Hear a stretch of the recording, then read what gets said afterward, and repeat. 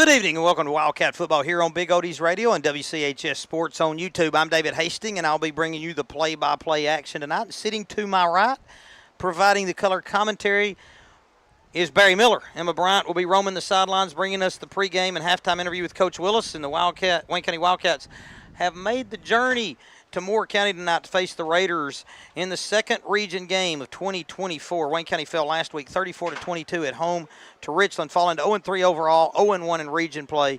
Moore County enters tonight's contest with an overall record of 2-1, 1-0 in region play after its 21-14 victory over Eagleville last Friday night. And the Cats have another tough customer on their hands tonight. Need a win to avoid 0-2 start to region action. We'll be back with more of the Wildcat warm-up right after this break. You're listening to Wildcat Football on Big Oldies Radio. From the Tennessee Valley Weather Channel, this is your sports forecast.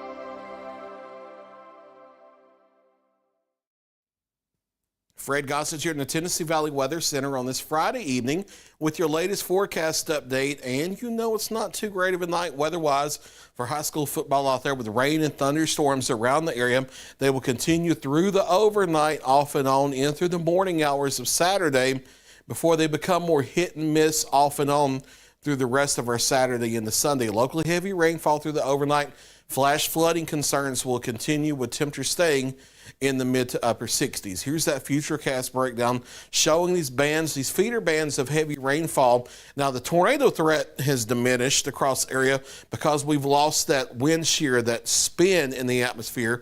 However, we still have the bands of heavy rain working through the area during the overnight, continuing the flooding and flash flooding threat. They're still around for the morning, but it becomes more hit and miss and scattered into the midday and afternoon. We're allowed to warm up into the mid to upper 70s. A few folks with a little sun could get to 80, but that's a big question mark.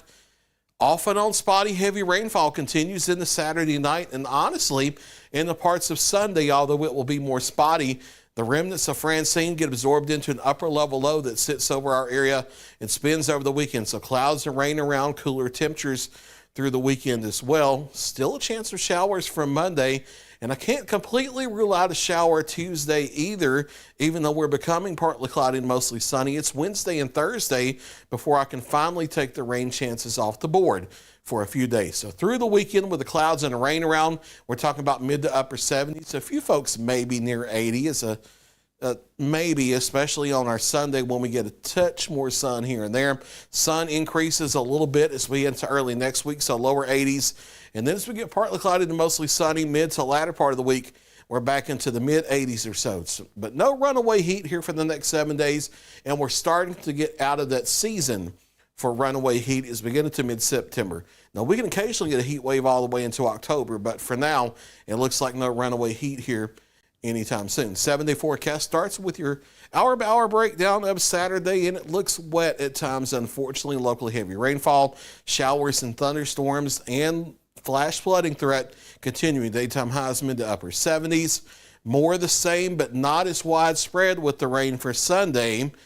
And then much more spotty with the showers Monday and Tuesday, especially before we go mostly sunny to partly cloudy for Wednesday, Thursday, and next Friday. There's the ultra latest 7-day forecast.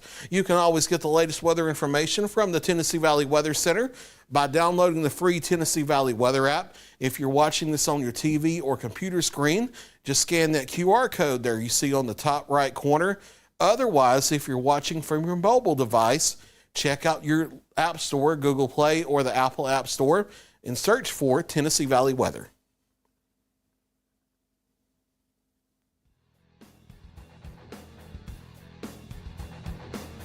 What do the Cats need to do defensively to stop this Moore County team? You're talking about some speed. You're talking about size. You're talking about a real good quarterback. I think the best way to stop this offense is for us to, control the ball as much as we can during the game and keep this a low-scoring affair. Wayne County got an 18-23 overall record with Moore County, largest margin of victory for the Cats, 43-7 in 1990. Largest margin of defeat, 48-0. That back in 1988. Longest win streak in the series, 6 for Wayne County from 2001 through 2006. Moore County's longest is 4, which first occurred from 1997 to 2000, and they're currently on a 4-game win streak here against the Cats. We'll be back with more of the Wildcat warm-up, including Coach Lance's list of victory after this break. You're listening to Wildcat Football on Big Oldies Radio.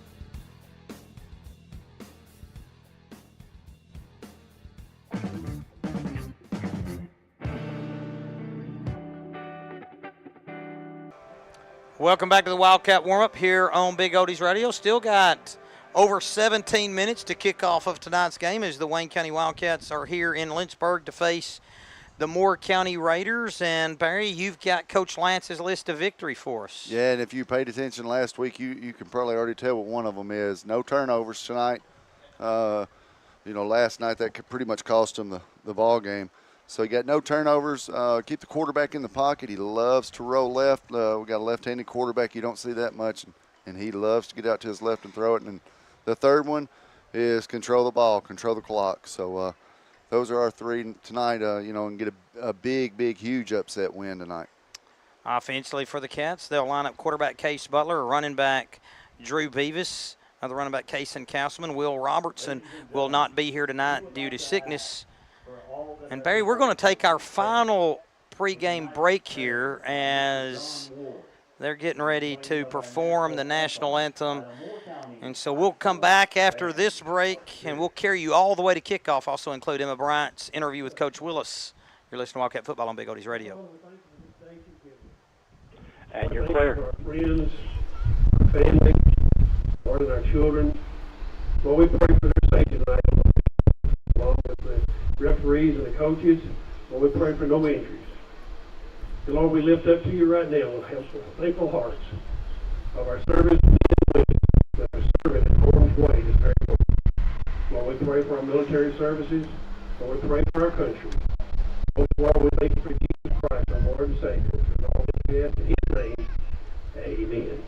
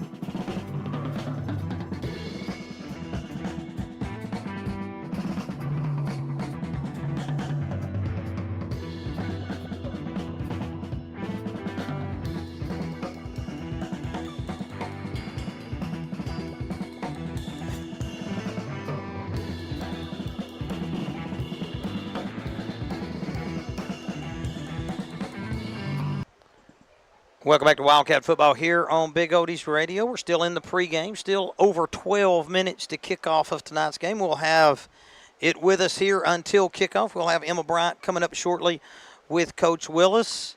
And, Barry, I'm looking across the way, and the Wayne County fans still got a little bit of time to arrive, but hopefully it's a late arriving crowd for the Cats tonight. Yeah, you got a long road trip right here, about 2-hour drive, but, Wildcat faithful are here, and hopefully, some more come piling in here for tonight's game. And getting back to the starting lineup, Case Butler at QB, Drew Beavis, Kason Kausman at running back, Sailor Skelton, Dane Bryan at the X and the Y, Wyatt Morris at center, Casey Hunt, the right guard, right tackle, Hayden Horner, left guard, Christian Martin, and the left tackle, Ben Thompson. On defense across the front, Caden Mitchell, Braden Littleton, and Landon Smotherman. The linebackers, Drew Beavis, Dane Bryant, Mason Moore, Kason Kausman, and Case Butler. In the secondary, Sailor Skelton, David Ullman, and Dalen Van Fleet, I think, filling in for the sick Will Robertson. Boy, Will woke up this morning sick, Barry, and can't be here tonight, and that's a blow for the Cats. That's a big time, we're going to definitely miss him, his speed, athleticism, and just, the way he plays so physical. So, Wildcats, somebody's going to fill in, step up, and take that spot. Well, Barry, we expected rain tonight. That had been the forecast all week. A lot of rain in Waynesboro, but here in Lynchburg, I walked on the field before the game. I couldn't tell that it's rained any here. No, there's not a drop of rain on the field right now. I think we're going to get lucky till about 8:30, but there's not much coming as far as, during the time of this football game. So I think we're going to be all right with the rain. I wouldn't have really minded the rain because that would slow Moore County down a little bit, and I think that would have benefited us. But I don't know if we could have played in Waynesboro today with all the rain we've had there, though. Well, the middle school game didn't get to play, Barry. And for those that don't know, the game last night rescheduled. It was supposed to be played against Linden Middle School, rescheduled to Tuesday night. So the Waynesboro Middle School Cats have a unique circumstance playing on Tuesday night and then following that up with a road game Thursday. Yeah, and that's almost unheard of right there, is, playing two varsity games with only a day break. So Coach Ben and those Wildcats will have their work cut out for them. Yeah, big challenge this week, Barry. Still no teams on the field. I know there's over 10 minutes, before kick, but teams have been back in those locker rooms for quite some time here. Sure have. And so, Barry, you mentioned in the open that, the Cats' main plan would likely be to try and keep the ball in possession, keep the clock churning, if you will. So we saw the Cats have some different looks last week, and they were pretty successful in those new looks against Richland. Yeah, it looked real good. I think Coach Willis found 3 or 4 things he could really build on there. And with it being something kind of new, Moore County might not be expecting it, might not have had a chance to see it on film. So I do think the offense looked really, really good last week. And I think you need to stick with what you were using last week. It was definitely working. Drew Beavis, the leading rusher for the Cats, coming in with 238 yards on the ground on 58 carries. Case Butler with 171 yards on 26 carries. Kason Kausman, 110 yards on 38 carries. Sailor Skelton with 58 on 4. And you saw him have some big runs last week, Barry. Oh, big-time runs. And I still think he scored a touchdown on that one they called a fumble. I think he crossed that goal line before he got in there. But there again, teams are just double-teaming him when they, send him out wide there. And it's hard to throw it to a guy when he's got 2 guys on him. So Coach Willis did a good job putting him in the backfield at running back, letting him run the ball a little bit. Will Robertson with 32 yards on 3 carries. We won't have him tonight. Drew Beavis completing 10 of 17 passes for 172 yards. He's the leading passer. Case Butler with 7 completions on 15 attempts for 55 yards. You mentioned Skelton's ability in the air, and he's caught 5 passes for 103 yards and a touchdown. Dalen Van Fleet with 4 catches for 56 yards. Will Robertson, 4 catches for 56. Dane Bryant with 4 for 17. And punting-wise, Casey Hunt been a big weapon, averaging almost 37 yards per kick. I look down, and it's time for the pregame talk with the coach, sponsored by Barnett Insurance at 102 Public Square West in Waynesboro, or call Vic Barnett or Tony Bowling at 931-722 3031. Emma's standing by with Coach Willis, and we're going to send to her now. So, Coach, this is the first region game on the road. So how was your week of preparation to face Moore County tonight? We practice the same way every week. Obviously with a region game, it's a little bit more intense, a little bit more goes into it. But we're going to do what we're going to do each week. Our preparation's the same as far as how we go about our practice schedule. So nothing's changed on that end. Now, the weather's been playing a little bit of a factor here lately. So does that change your game plan at all going into this? It did a little bit because we was anticipating rain, to be honest. So we had some things that we were going to do for that. But it looks like it's going to be a good night so far, and we'll see how it goes as it goes along. So what's the biggest concerning factor about the Raiders tonight? Well, first of all, being on a long trip, we got to come over here and be able to come out right off the bat. We can't have a slow start coming out right here after a long trip. But Moore County is a good football team. The defending region champs. Still got some good players, so we got to be able to come out on them tonight. All right, well, good luck to you, Coach. Back to you guys. Our thanks to Emma and our thanks to Coach Willis. And that pregame interview with the coach has been brought to you by Barnett Insurance at 102 Public Square West in Waynesboro, or call Vic Barnett or Tony Bowling at 931-722-3031. Barry was going through some of the stats, and rushing-wise for Wayne County, the Cats have rushed for 324 yards, passed for 223. But looking down here, one of the things of concern, they've allowed 532 passing yards and 9 touchdowns through the air. Yeah, that's a little bit of concern there, but one of them things, just got to kind of clean up, and I think that's one of the things they've worked on this week is controlling that quarterback, keeping him in that pocket. Because I think when he rolls left and gets kind of comfortable, getting out around the line there and gets comfortable, I think he can let it fly. So I think we got to keep him bottled up tonight, and I think we got to hit him a little bit too. Well, last year's game against Moore County resulted in a 40-0 loss played in Waynesboro. Wayne County really shut down that game. 138 yards rushing, 24 passing. Wayne County allowed 285 rushing yards, 161 passing yards. But Dawson White no longer here, Barry.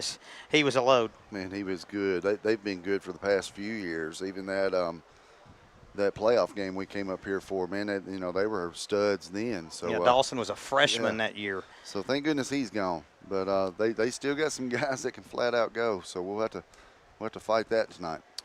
For Wayne County captains, Drew Beavis, Sailor Skelton, Braden Littleton, Ben Thompson. Wayne County in the road white jerseys, black numerals, black helmets, black pants. Moore County in the home powder blues with the MC blue logo on the white helmets. And for Moore County, their captains are number 5, Gavin Wise, number 40, Trenton Sanders, number 65, Brock Efston, and number 23, Chris Miracle. And we're waiting the officials here as they'll lead the teams out. There's still just about 5 minutes to go here before the start of this one. And I was looking through, Barry, at the schedules. At the schedule. I've already given the history, but the schedules, Moore County playing Wayne County this week. Moore County will travel to Franklin County next week in an outer-region contest.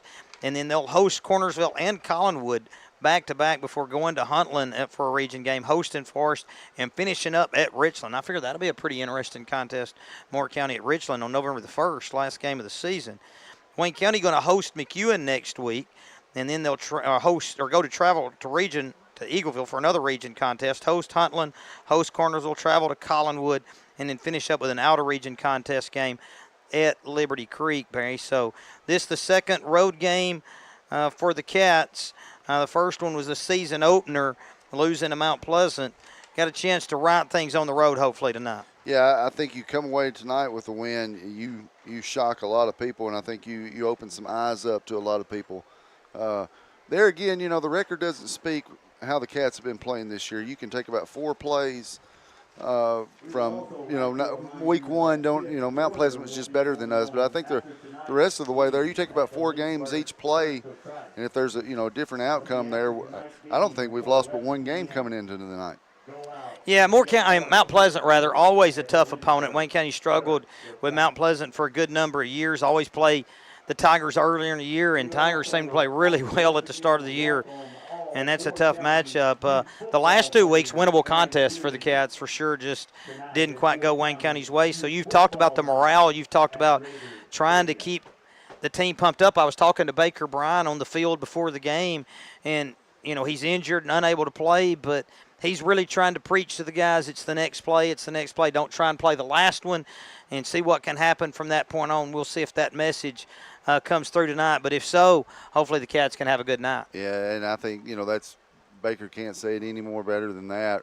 You can't worry about what's going on next. You can't worry about what happened last week. You just got to be here now. And, boy, I know we miss him out there, every game so far.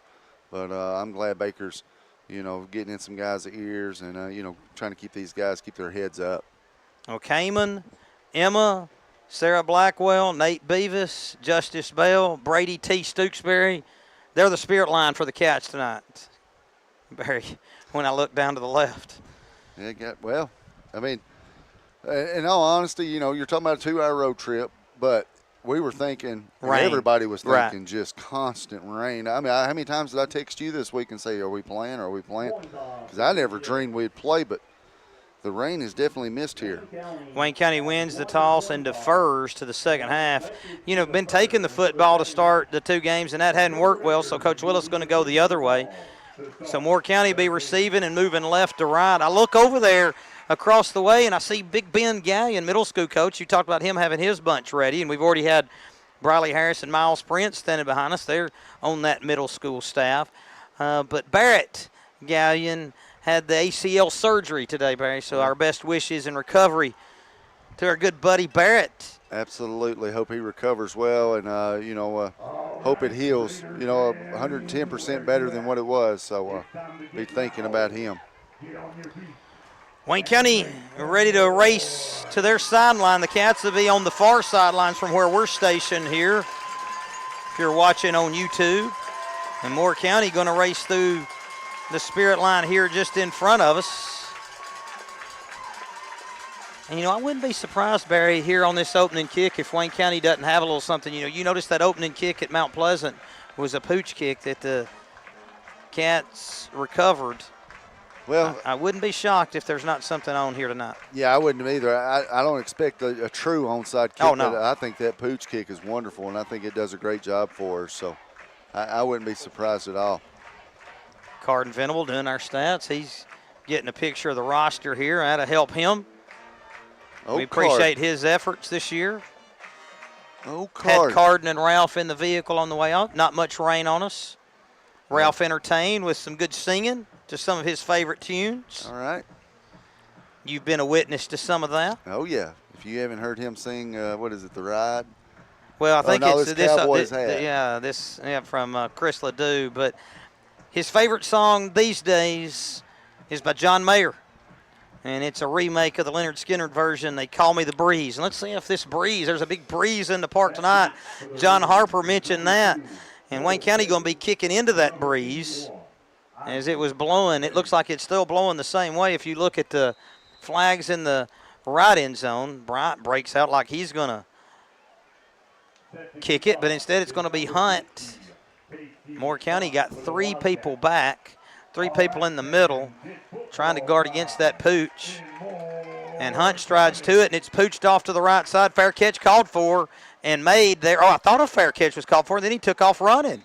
And they're kind of looking across the way, Coach Gallion and everybody else saying he called for a fair catch and then ran. Yeah, Coach Lance got to the official real quick, said he held a hand up there calling a fair catch.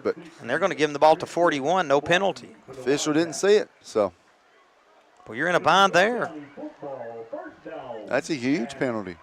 If the players see it, but they don't. So Wayne County with the pooch kick, fielded at the 37, returned out to the 41. Raiders moving left to right, ball on the left hash. Quarterback number 5, Gavin Wise, the lefty. They'll go from the pistol formation. They'll split 3 receivers here to the right side.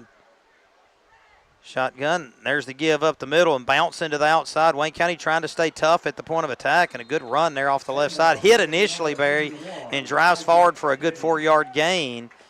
And that's number 81, Isaac Petty on the carry. Yeah, hit initially at the line of scrimmage, but that's a big old guy right there as he kept his feet churning, and it took about 3 or 4 cats to get him down. You don't see many 81s in the backfield. No, you don't.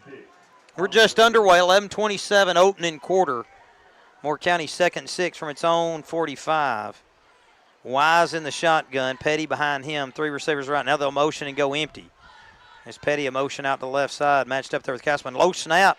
Wise looks to throw the hitch, then breaks a tackle, lobs downfield, tipped away. Skelton going for the interception, and Wise having to play defensive back to knock it away. Yeah, not Wise, quarterback there. He kind of left that one hanging. I thought Skelton was going to come up and pick it, but Wise got a hand on it and knocked it away. Good job by the Cats there, bringing up a 3rd and 6, 3rd and 7.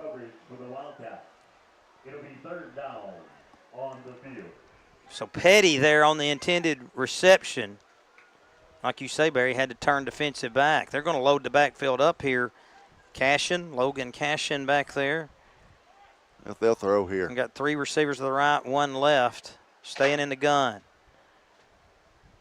Looking right. Now flushed a little bit and going to try and run. Got some room. Racing off the left side. Got the first down at the 50 and down the sidelines and out of bounds inside the 40.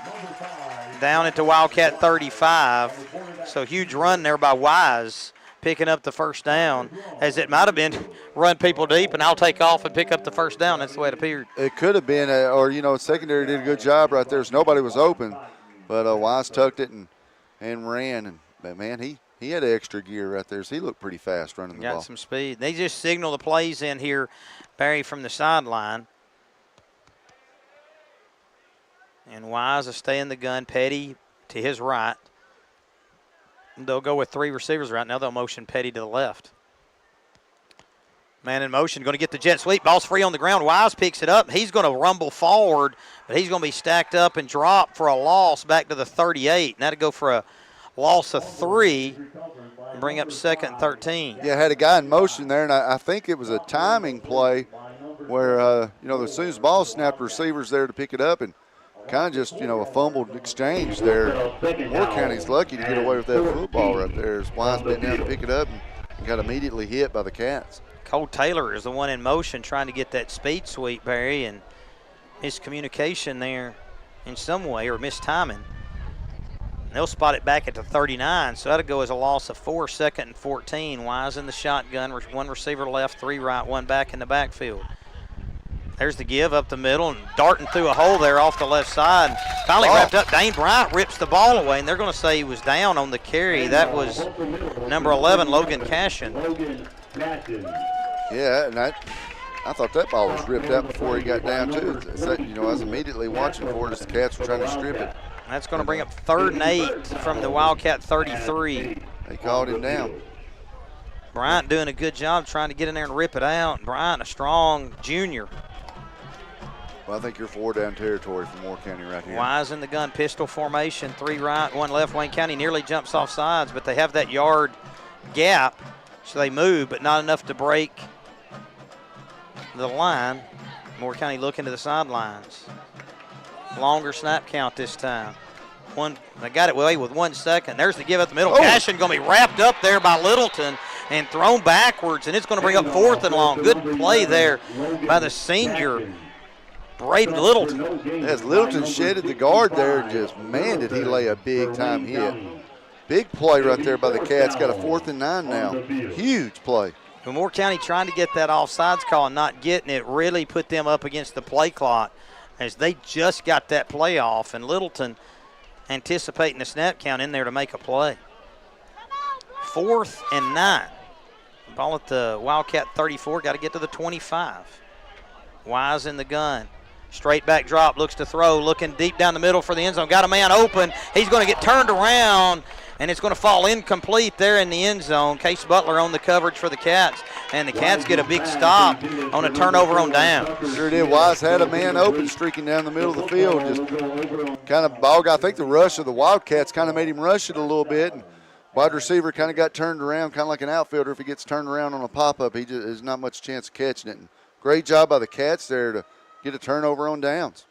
Yeah, Wayne County elects to kick off and get the big defensive stop. They'll open in split back set. Butler under center, Castleman and Beavis the backs. There's the give off the left side, and Castleman stacked up and dropped after a short pickup. The dive picks up 1. It'll bring up 2nd and 9. Yes, Cats came up to the line, kind of a quick count snap right there, try to catch Moore County on their heels, didn't happen. Number 22. Casman didn't have much room there. Grayson Harris is going to enter the contest here. He'll replace Castleman. Got the play clock here down to our left, Barry. You'll like that. Oh, yeah, I love it. And as the play clock shows 15 as the Cats head the line of scrimmage. I'm sure the players love it more than we do. Shotgun formation, Butler. High snap over his head. And he's going to pick it up and try and get what he can get. He'll drive forward out across the 30 to the 31.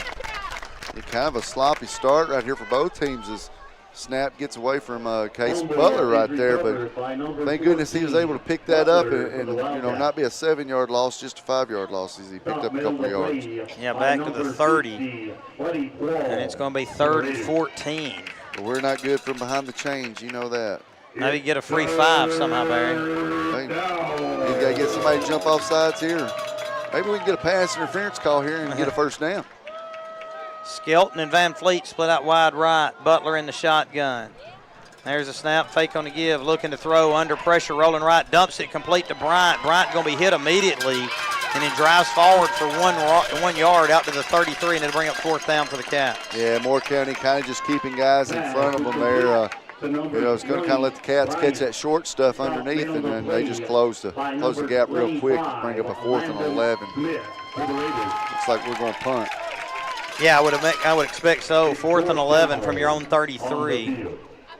They sent Petty, I believe that is, back inside his own 40. Hunt been an effective punter, averaging almost 37 yards per boot.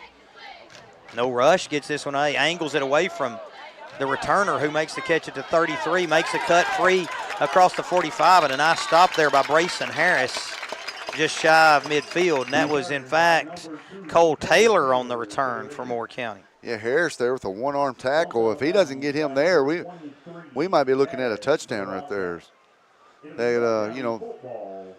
That kick, if it's about 5 yards to the left or right, it had that over end look to it, and I think we were going to get a real good bounce out of it. It's just kind of kicked it right to him. Well, we're at 6:22 mark of the first quarter, 0-0 our score. Moore County with it for the second time at its own 48. They'll stay in the shotgun, one back to the left. They'll bunch 3 receivers here to the near side as the ball's on the right hash. Taylor down the line in motion. He'll take the handoff, looking for the speed. He's in trouble in the backfield, makes a few cuts, and then going to be corralled there in the backfield for a loss. And a big-time hit. Boy, you love to see that. They lifted his feet up off the ground and slammed him through the turf. That play definitely didn't work for him. Coach Lance getting this defense fired up, Barry, as they made some plays here early. Big-time plays here early. Put them behind the chains on 2nd and 3rd down. That's what needs to happen tonight. 2nd and 13, ball in the middle of the field. Down to 20 on the play clock. Now Moore County got the signals from the side, and they'll go to the line. 5:44 clock moves, 0-0 our score. Moore County in the shotgun, 3 receivers right. Rolling the pocket right, the lefty looks to set himself and throw. Throwing over the middle, bobbled, and they're going to say he caught it. They didn't look to see if he bobbled it. I'm not sure he got it in his possession before he went out of bounds, but they're going to say he got a foot in at the 46. Boy, he sure was bobbling, and I'm like you. I don't know if he got a foot in or not. Too bad, we don't have the review. We can replay it and review it. But John Harper will watch it and tell me if he thinks it was a catch or not. Yeah, we do have a review up here in the booth, don't we? Well, I'm going to call this play. He'll have to watch it. 5.5 to play here. Shotgun formation, 3 receivers left, ball on the right hash. 3rd and about 5. Still trying to get the Cat, or 3rd and about 4 rather, still trying to get the Cats to jump. Littleton holding strong. Now going to roll the pocket left. Moore blitzing. Pass low and incomplete. They're intended for Petty across the way, and now it's going to be 4th and 4 for the Raiders at the Wildcat 46. And now Moore County's got to do a little bit of thinking right here with 4th and 6. We're not talking about 4th and 2 or 4th and 3. As you're going to give the Cats big-time field possession right here. 5:25, clock stopped on the incomplete pass. And Moore County going to punt. Good. Mason Moore applying the pressure there, Barry, forcing that throw to be a little bit off target. Secondary and linebackers look good covering tonight so far. Cats have sent 2 back against this Moore County punt. Good snap. Punts away. And it's going to go the way of Van Fleet. Van Fleet gets out of the way, and it takes a backwards hop, and it's going to be a Wildcat bounce as it rolls back to the 21. They took a backwards hop. The Moore County guy jumped out of the way. I was like, that's good. Let it keep rolling back this way. So, Yeah, he was letting it bounce even though it was going our way, right, Barry? yeah, let it keep bouncing. So we'll take that. Well, the Moore County drive stalls out at the 46 and have to punt it away. Yeah, good job by the defense here. Now, maybe the Cats can get a few first downs here and kind of get some momentum going our way on offense. Brother John says it was a catch. Under center, there's the give off the right side. Beavis powers his way. You're not going to bring him down easily as he bangs his way out across the 25 and out to about the 27, a gain of nearly 6 yards. Yeah, if you can keep him north and south, it's going to take more than one to bring him down. So big time first down play, best first down play we've had so far. So, here in this second drive. So there we go, 2nd and 5. You might take a chance here and try to catch him asleep and go deep, Dave. I think they want to get a first down. They'll go with a split back set here under center. There's the give to Beavis again. He's going to be stacked up about a yard shy, Barry, at the 30, and to bring up 3rd and 1. I think they want to possess this football a little bit, don't you? 4:40 and keeping the clock moving. 0-0 contest. Not just 0-0, it's blank to blank, isn't it, Brother John, there on the scoreboard? Blank to blank, not even 0 to, nobody's even got a 0 yet. 3rd and 1 with the ball on the 30, nearing the right hash. 3rd down and 1 on the field. Split back set under center. Quarterback sneak power forward, and the first one to move was Butler, and he takes it easily across the 30 to the 33, and that'll be the first down for the Cats of the game. Yeah, big time play right there. It's picked up 3 yards for him. They really touched him. So good first down there. Get the sticks moving. If Will Robertson's listening in, get well quick, Will. Hopefully the Cats can bring home a victory too. Even that region mark at 1-1. Butler under center, split back set. 2 receivers to the right. There's the give. No, Butler on a keep. He's going to be stacked up. He is going to be able to lunge forward and maybe pick up 1. Maybe even 2 on the play.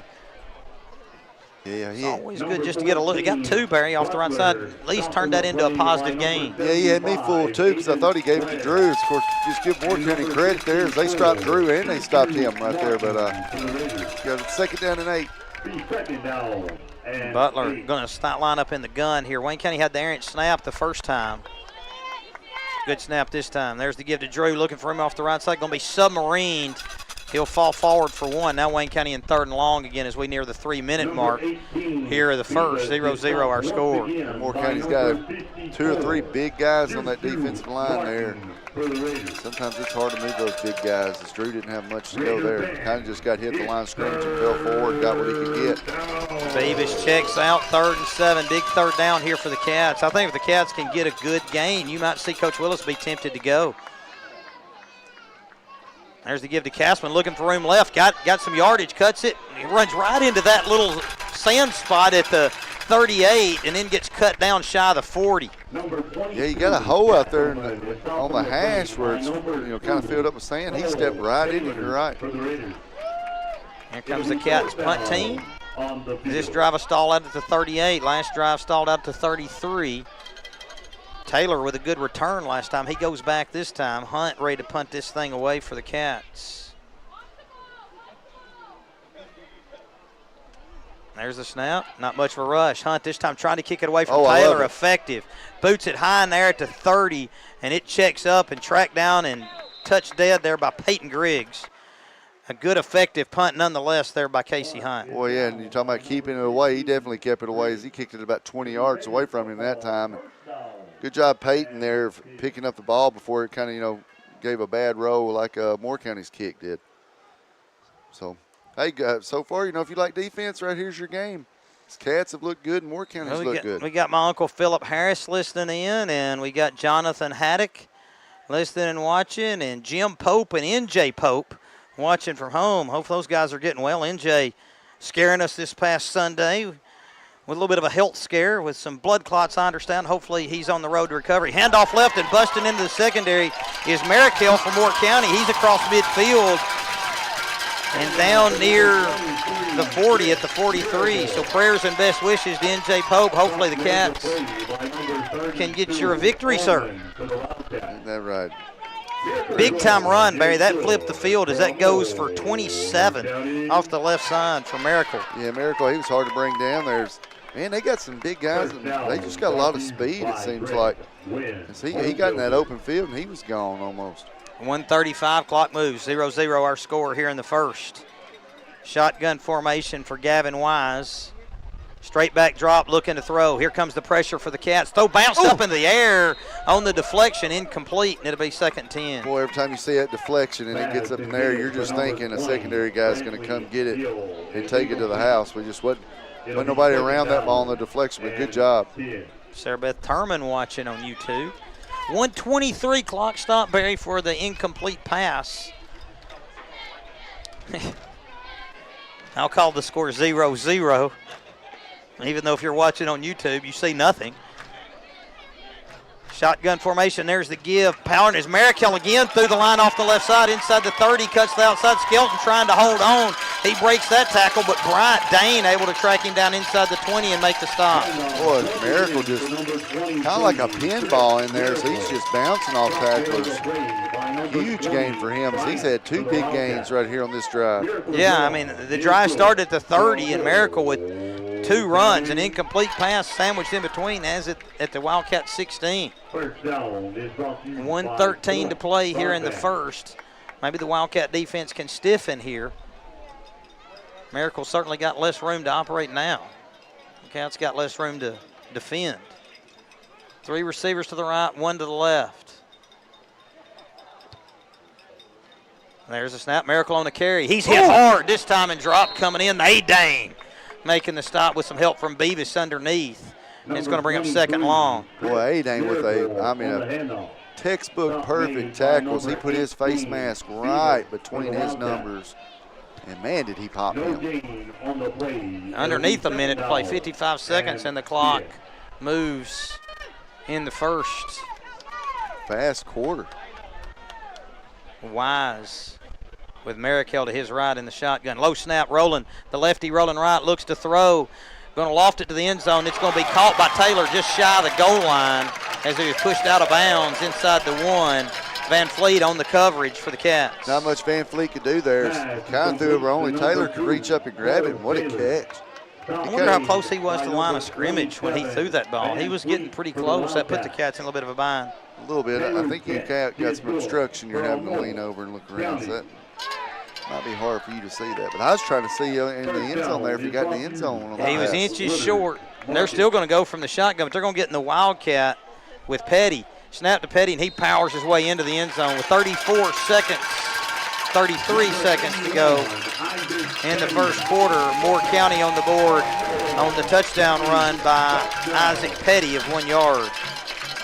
Yeah, just 2 big, huge runs right there for Miracle. Just, kind of, they just built off that as Cats really didn't have any answers right there. And for the 2 previous series where they shut them down. We're going to try the PAT, and this is number 84, Jackson Ross, it appears.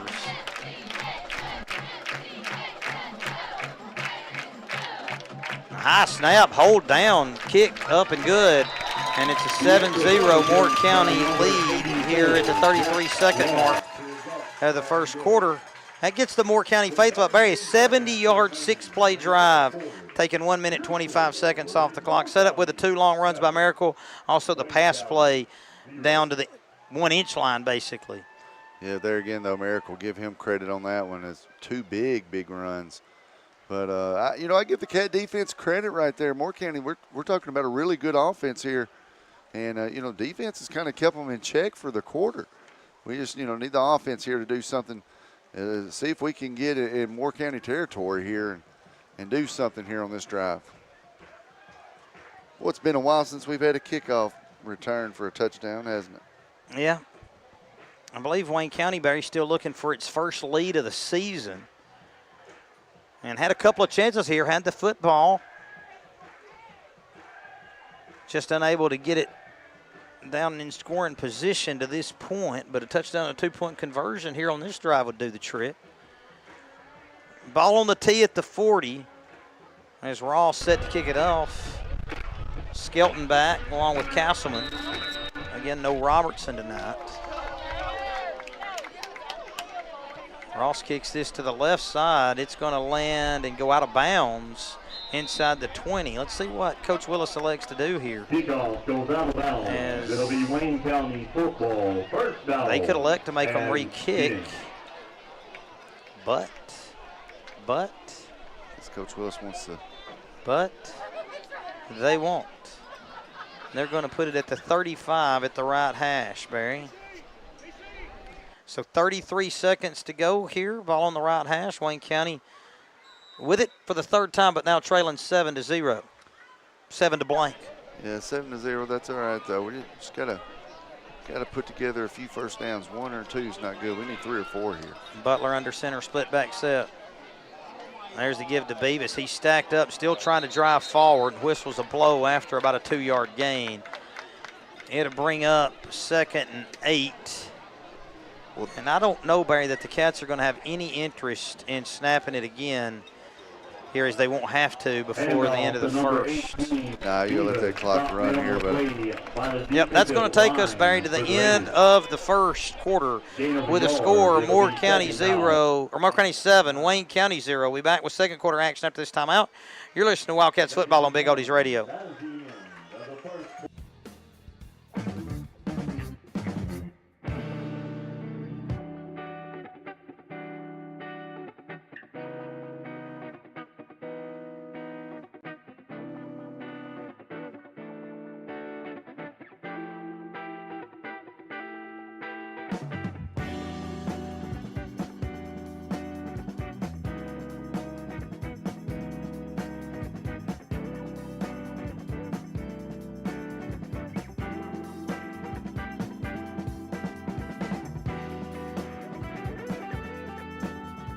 Welcome back to Wayne County football here on Big Oldies Radio. Cats have it. 2nd and 9. They only gave Beavis 1 on that carry out to the 36. Cats now moving left to right here at the start of the second quarter. It's an interesting orientation of the scoreboard that I'm viewing here on YouTube. 7-0 Moore County. Cats really need a drive right here. Really need a drive here. Don't necessarily need points, but need a good drive here to kind of look at Moore County and say, yeah, we can take the ball down the field too.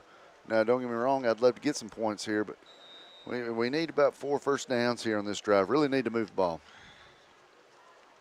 Butler in the gun, 2 backs with him. Looking to Skelton on the sweep. Trying to string it out as Moore County. Skelton dances his way and then going to be cut down as he tried to turn it upfield along the far sideline. He's going to be submarined after about a 2-yard gain. Yeah, give Moore County credit right there, making Sailor string that out. Keep making him go towards the sidelines. There wasn't really anywhere to cut it up. 3rd and long now, Dave. 11:33, clock continues to move here in the second quarter. It's Moore County 7, Wayne County 0. Butler going to go from the shotgun. Castleman with him. 3rd and 7. Butler going to roll the pocket, getting pressure. Now going to be in trouble and get sacked, and we got a flag flying in. I think we're going to get a hold call on us, golly. too. By who? Penalty flags are on They the did field. call a hold on Wayne Number County. 14, Butler sacked by number 53, Trip Hammond. Surely this is going to be declined as Butler got sacked. And that sack's going to spot the ball back at the 29. The Wildcat. Bring up 4th and long. So 4th and long here. They stopped the clock, I guess, for the penalty. On the field. And so that keeps the clock from moving. So Wayne County goes backwards after that sack. And Hunt on to punt. Taylor back to return. Hunt able to angle it away from him last time. Need a big punt here from Casey. Snap's good. Oh, big boot this time. It's going to land at the 35. Taylor going to pick it up on the hop at the 29. Got some room. Spins out of a tackle now across the 40 and knocked down by Bryant. About the 45, we got a flag back here at the 34. I wasn't watching. I was following the punt. What do you think we got, Dave? Another hold? Maybe a roughing the kicker? Well, the flag's down here. Oh, I thought that was no. That's a towel down there. Yeah. So it's a hold on Moore County. Well, that's good. That'll back them up after a good return. And the spot foul, that will go from near the 35. Well, we got time. A shout out to my main man, 12-6, Mr. Max Parker. Glad he's listening in. It'll be York County football, first down and 10. That's going to be at the 25.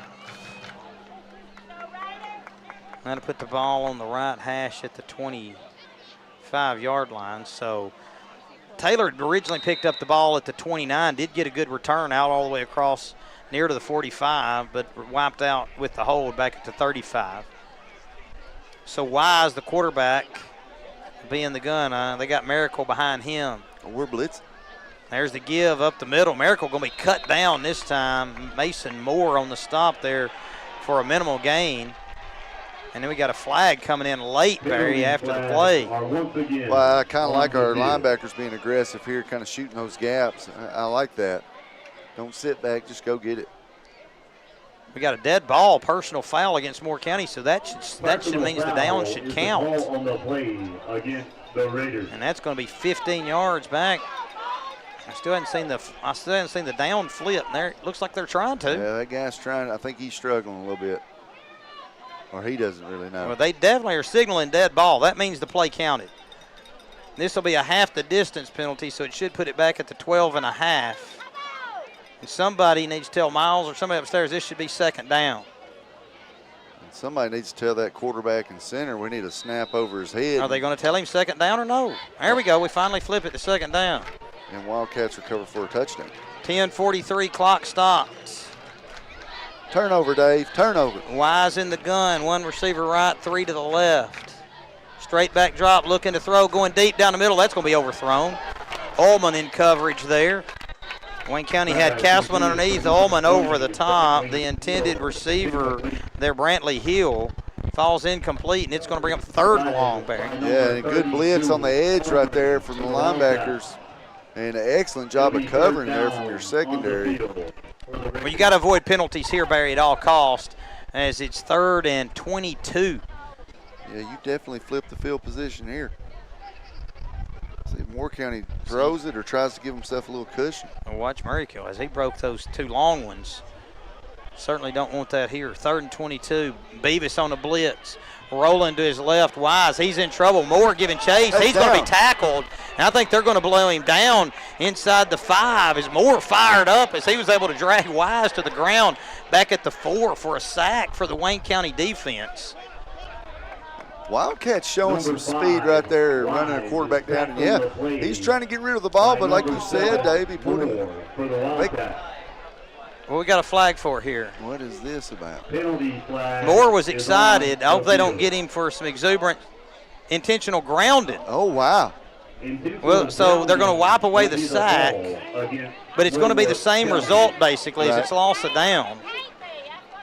As the white hat. I give him the sack for the stats. Well, where's the guy going? I mean, the ball's going to be at the 4. Well, he acts like he's going to mark it off towards Wayne County's way. It's going to be a loss of down, and it's a spot foul. Or they're going to move it back some. Well, we'll take that. I don't know if they got that right. Hey, what but an the ball's opportunity. at the 2. What an opportunity right here, Dave. So now you got 2 returners here, Barry, and the punter for Moore County doesn't have his normal drop. Wayne County showing pressure off the right side. Watching the football. Here comes the rush.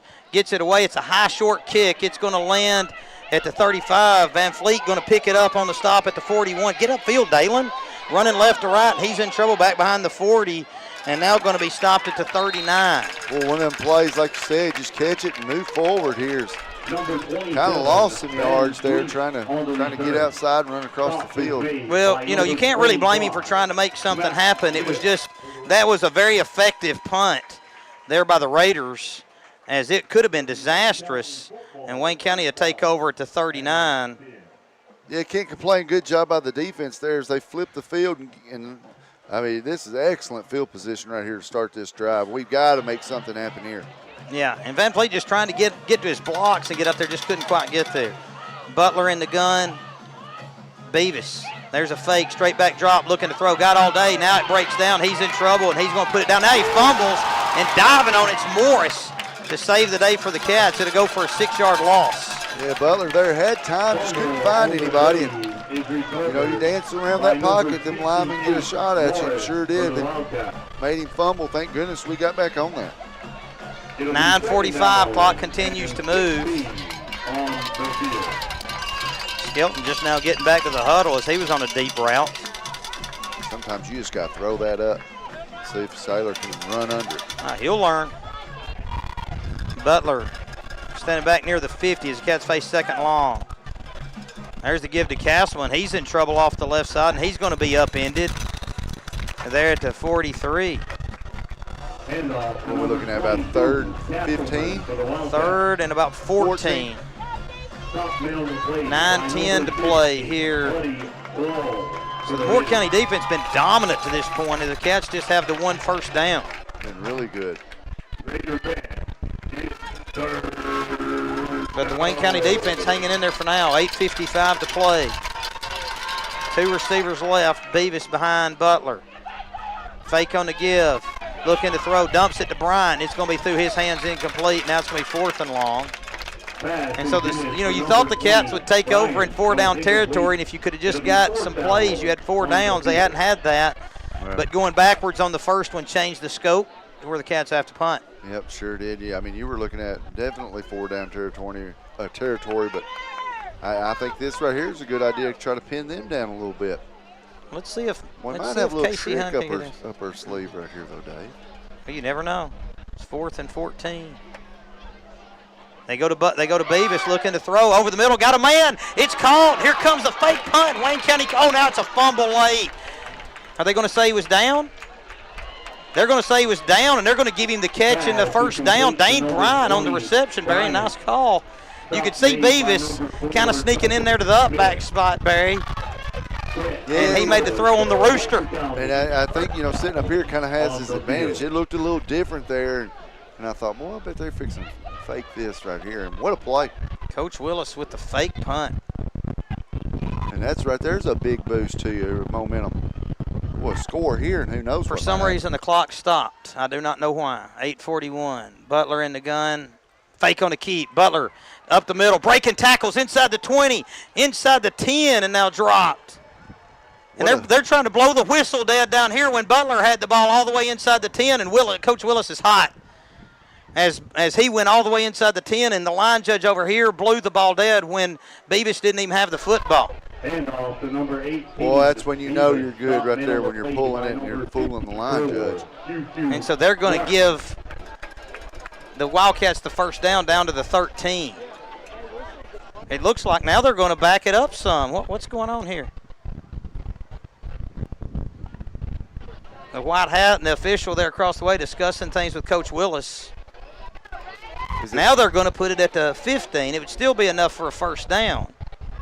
Well, They're moving the chains. I'm seeing the guy try and move the chains. But the guys aren't wanting to move the chains, Barry.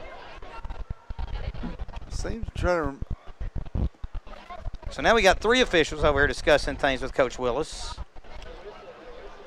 The white hat going to come back here. Are we going to play or not? Are they bringing the ball back?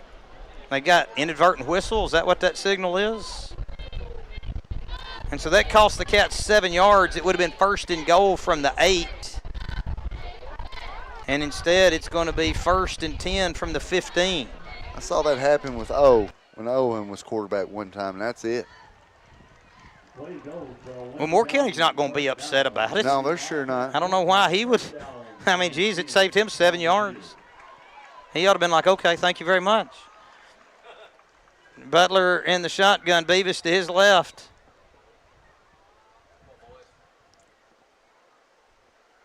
There's a run. Beavis looking for him around the left end. Cuts it up, gets that downhill run. He's going to power his way down inside the 10, Barry.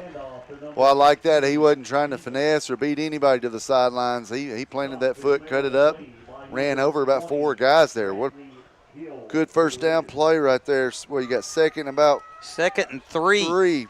Nice 7-yard gain there by Beavis. You're basically knocking on the doorstep. You get a first down here. Clock moving. It's at the 7:54 mark here, the second quarter, 7-0, the Raider lead. Get some shifting around up front. Wayne County finally getting in position. Butler with Beavis to his left. There's the snap, just on a keep off the left side. Darts it up. He's going to be stacked up, fall forward. It's going to be close to the first down. Barry, you may have to help me a little bit. He's calling for a first down. So it's going to be first and goal. There's a kind of a post right in between Barry and I in the booth. Yeah. Captain John Harper here to my left might have the best viewpoint there. As I probably got the dirtiest window I've ever seen in front of me. First and goal from the 4. Ball on the left hash, 7:12 to play here in the second quarter, 7-0 Moore County. Wayne County going under center. Butler with a split back set. There's the give to Beavis, powering forward. Did he get there? They're waiting to signal. Yes, sir. The Cats are on the board with a touchdown run by Drew Beavis. Yeah, there again, let Drew do what he does best, and that's just give it to him, let him lower his head and just move his way forward. And that's sure enough what he did right there. Is he got contact at the line of scrimmage, but he wasn't going to be denied there. That's a touchdown, Cats. Well, the Cats going to go for 2, Barry. 7-6. Could it be? Could the Cats get the first lead of the season here? 18 seconds on the play clock as the Cats still in the huddle. And here comes Skelton in. This is going to be hard to get off. Yeah, going to down to 10 seconds. Certainly don't want – they hustle up with 5 and get lined up. And Wayne County going to have to call timeout. I like that. Don't rush it right here. It's a big play, especially the way your defense is playing right now. It's a huge, huge play.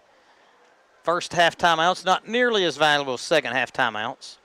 And, we were talking, 4 or 5 plays a game. This is one of them right here.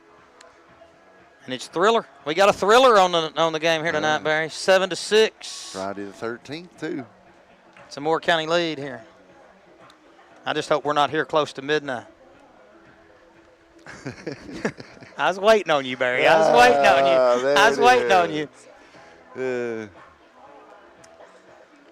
Boy, and there's been some scary battles against this team. As you know, there for a while we didn't play them, right? But there was a stretch. In the 90s, man, it was trying to kill each other. Yeah, when I was here. in school in the 90s, as were you, just at the different ends of the 90s. But we were in school in the 90s, and it was a pretty big rivalry. The Cats to go for 2 here. Butler under center, split back set. There's the give to Beavis. Butler on a keep. Did he get in? They're trying to signal. Yes! And the Cats have the lead. As getting it in off the right side was Case Butler, or Drew Beavis had it. So Beavis has the football, so I'm going to say it was Drew Beavis on that. And the Cats, an 8-7 lead here at Moore County. 6:59 to play in the second. How about that, Barry? And Coach is running out on the field to greet our guys. Guys over here celebrating, and Moore County looks like a whipped puppy walking off the sideline there. I think we've kind of shocked them a little bit.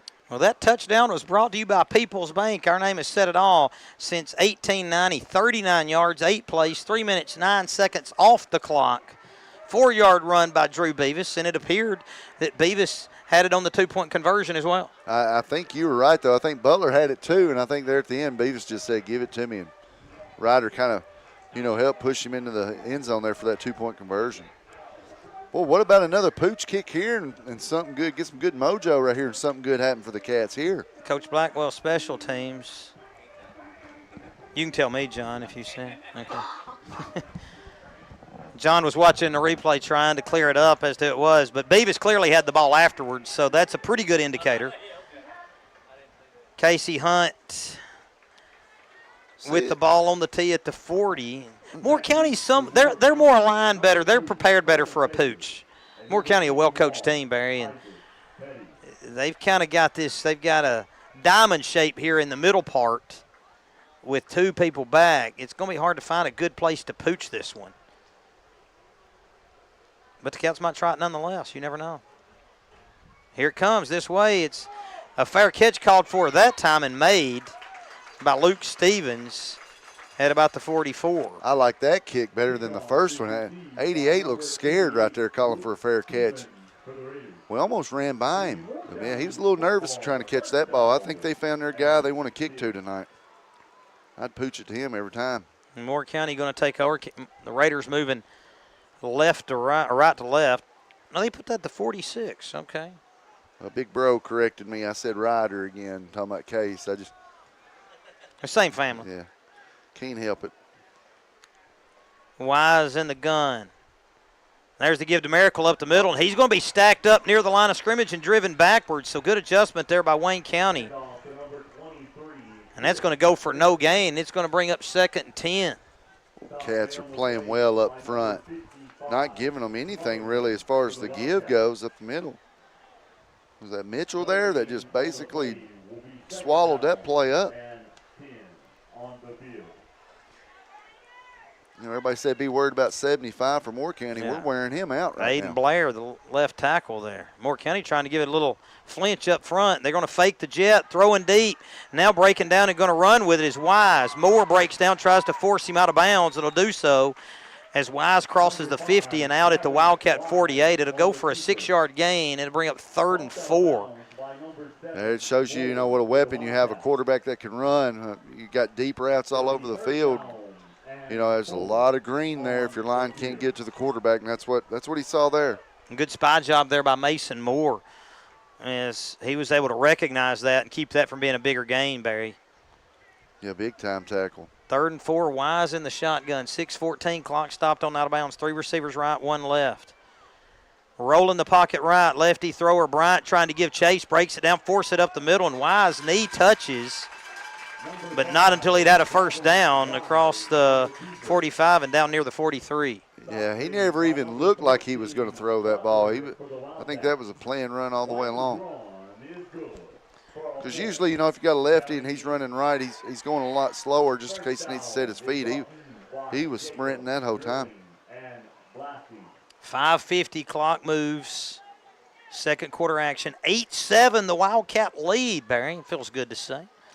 Sure does. Wise in the gun. 3 receivers left, 1 to the right. Oh, we're bringing Bryant showing blitz. There's the give to Miracle. Bouncing to the outside, and Bryant hanging on. Nadane blitzing in there and making the stop. He's making plays tonight. Making plays, getting up, looking at the sidelines. He's feeling it, man. I love the aggressiveness we're showing with those linebackers right there. We're just bringing it. We got nothing to lose, Look at the L-Train back there getting his guys fired up, Coach Lance. Shotgun formation here for Wise. 3 receivers left, 1 to the right. Bryant showing blitz again, coming again, trying to force the rush right. Looking to throw in trouble now. Hit as he throws. It's up for grabs and nearly intercepted. Ullman had a great chance at it and just couldn't come down with it as Wise threw it up for grabs. Wise threw it up for grabs, got hit real hard in the process, which you like to see. And, man, Ullman had a chance right there to pick that. Woo. Well, we got their quarterback running for his life, Dave. Bryant was bringing it from the backside. Wildcats had defenders in the front as well.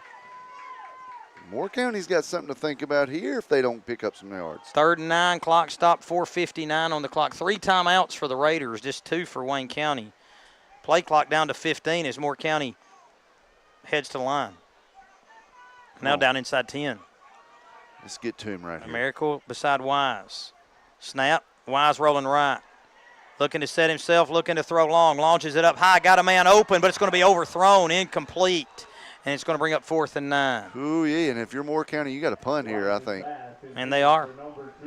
Whoa. 4:52 to go. Moore County had a receiver breaking open deep right there at the goal line, and that was Taylor. But he couldn't quite get there. Now, we need to be smart here in case they try to fake one right here. They're in a good spot to do it. Now let's see if the Cats play it smart. They got 2 deep. So the numbers might favor Moore County with 2 deep. I see 11 check back, but the snap's back. The punt's going to be away.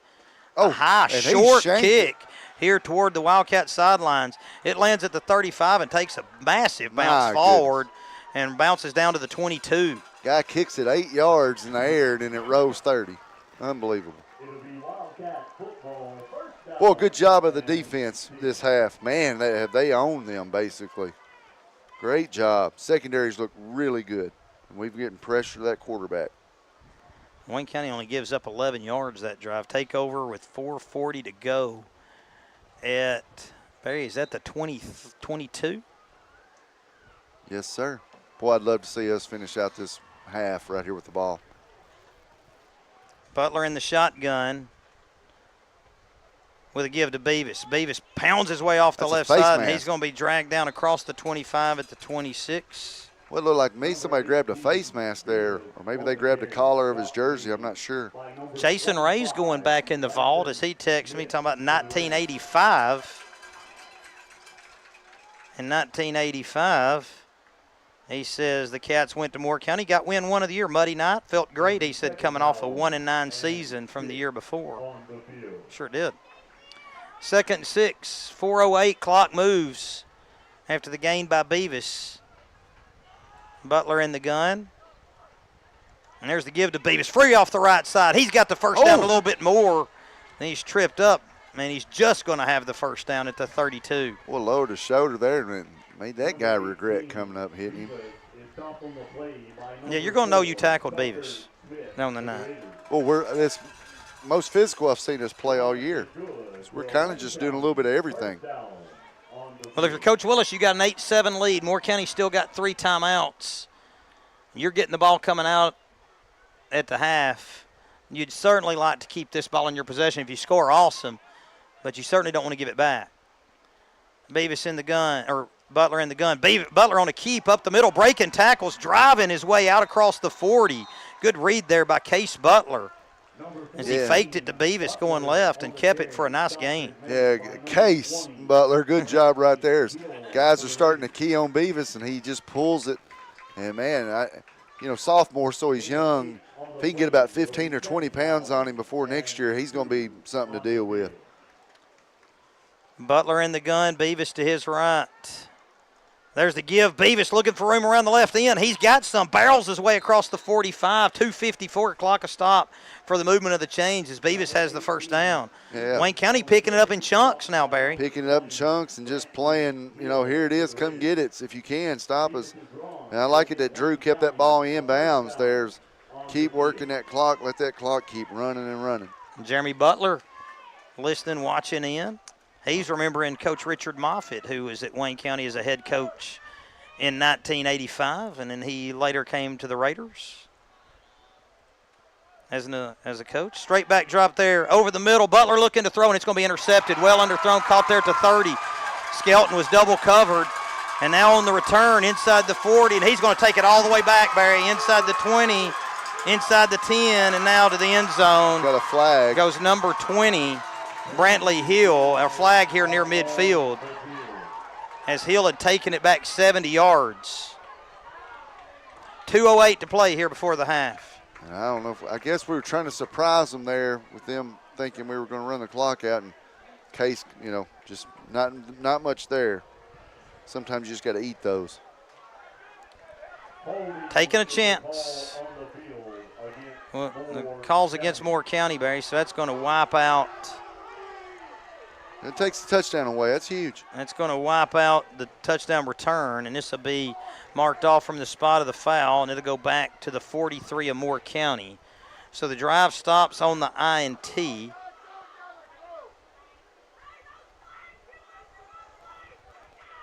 As the Moore County faithful are not happy about that They must call. not have been watching too close. They wanted that to be allowed, didn't they? Yeah, they're not. They're all down here below us. They're not happy at all about that call. All right, got to lean on your defense again right here. Get you to halftime with the lead.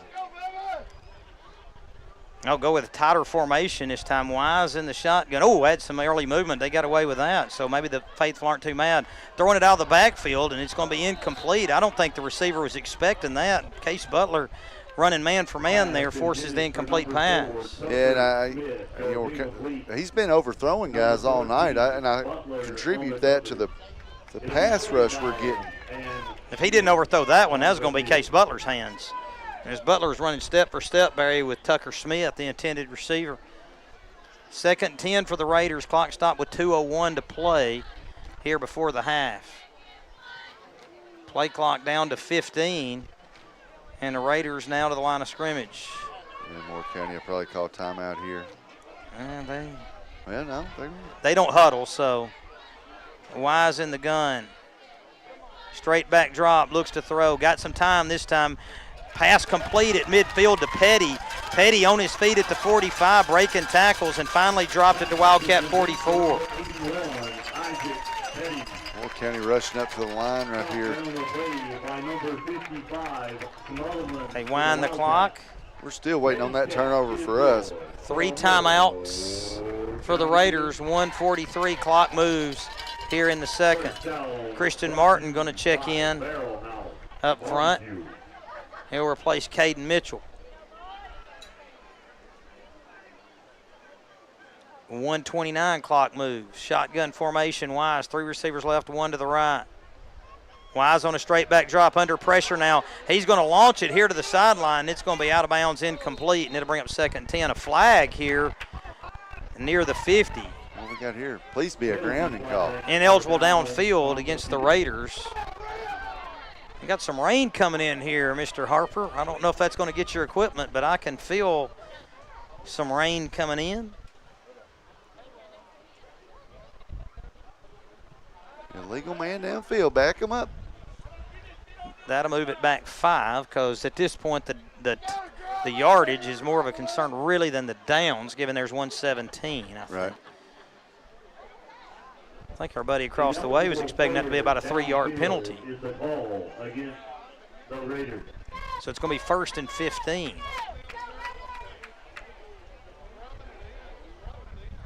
Still hadn't chopped it in, so now the 25-second play clock will be chopped in. Clock stopped on the penalty, 117.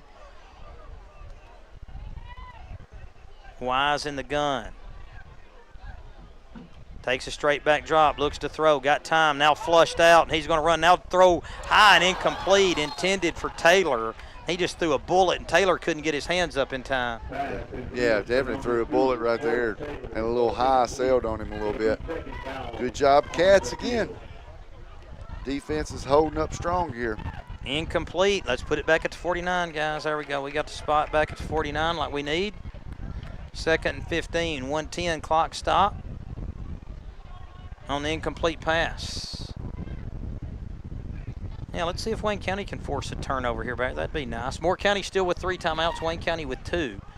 2nd and 15 facing the Raiders. Really windy now. It's going to be difficult to throw. Moore County going into that wind. There's the give to Petty, looking for room around the end. He's going to pick up some yardage off the right side and be stopped at about the 45. A gain of 4, and it's going to bring up 3rd and 11. That'll keep the clock moving if Moore County doesn't use a timeout. Looking at 3rd and 11 here, you know, you get a stop here. I see Moore County punting. They might just be, well. And now Moore County's going to use a timeout with 46 seconds to go. So they let about 14 seconds come off the clock before electing to use timeout number 1. Cats in the lead here, 8-7, and the Raiders facing 3rd and 11 from the 45. Just keep doing what you're doing. Secondary's playing really good, not letting guys behind them. Just keep everything in front. Still, tell that defensive line, let's keep that presence. Keep that pressure on that quarterback. Your defense is playing really well here. You just got to finish the half right here. Finish the half. Yep, got to have the defense rise up and get in that locker room with a lead. That'd feel good. No, tell them what might happen. And then getting the ball to start the second half. Big play here, 3rd and 11, because you can certainly put Moore County in a bind if you get the stop. Wayne County would have the win going that way, as this is a pretty strong wind here when you look at the flags blowing and look at the shirts on the sideline. This is the play that's really hurt us this year so far. See if we can turn that corner here, get a stop. He might not overthrow people into this wind. Bryant showing the blitz, straight drop by Wise. Wise going to be flushed out, looking for him. Martin giving chase. Going to try and make the stop, thrown back over the middle, and it's going to be a diving catch made. Did he not go out of bounds? 34, and that's going to be enough for a first down. What a play there by the Raiders. I almost think quarterback stepped out of bounds there on that pass. That keeps, he's going to be short, Barry. He's going to be short. They didn't move the sticks, so that keeps the clock running. We're at 30 seconds. No timeout here for the Raiders. And so now Now they get the timeout. Timeout Wayne County. So it's going to leave Wayne County with 1 with 22 seconds to play here in the half. The Raiders still with 2. Well, they've given them a first down now. Which means they should have stopped the clock a long time ago. And I hope Wayne County doesn't pay the price here with this timeout if they get some extra time up.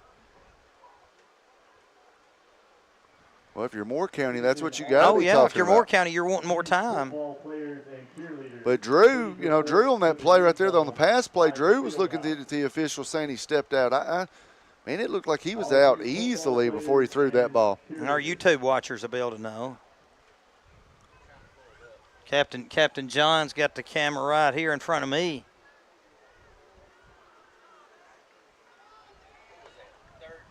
It's 3rd and 11. They gave him 11 on that gain to the Wildcat 34. 22 seconds to play here. It still shows on the scoreboard. An 8-7 Wildcat lead. 1 timeout for Wayne County, 2 for the Raiders. Wind still whipping. Sure is. Not quite as bad as a moment ago. Wise, the QB. Fakes the give, stands tall. Now going to be flushed out by Littleton. Rolling down the sidelines. He's going to run out of bounds inside the 20. And Moore County wanting a late hit and don't get it. Yeah, they can keep wanting. It's going to be at about the 28, and that's going to cut it down to 15 seconds. That definitely wasn't a late hit. They gave him the 27, so a gain of 7 on that rush for Wise. Moore County still with 2 timeouts in 15 seconds, so Wayne County better dial it back here.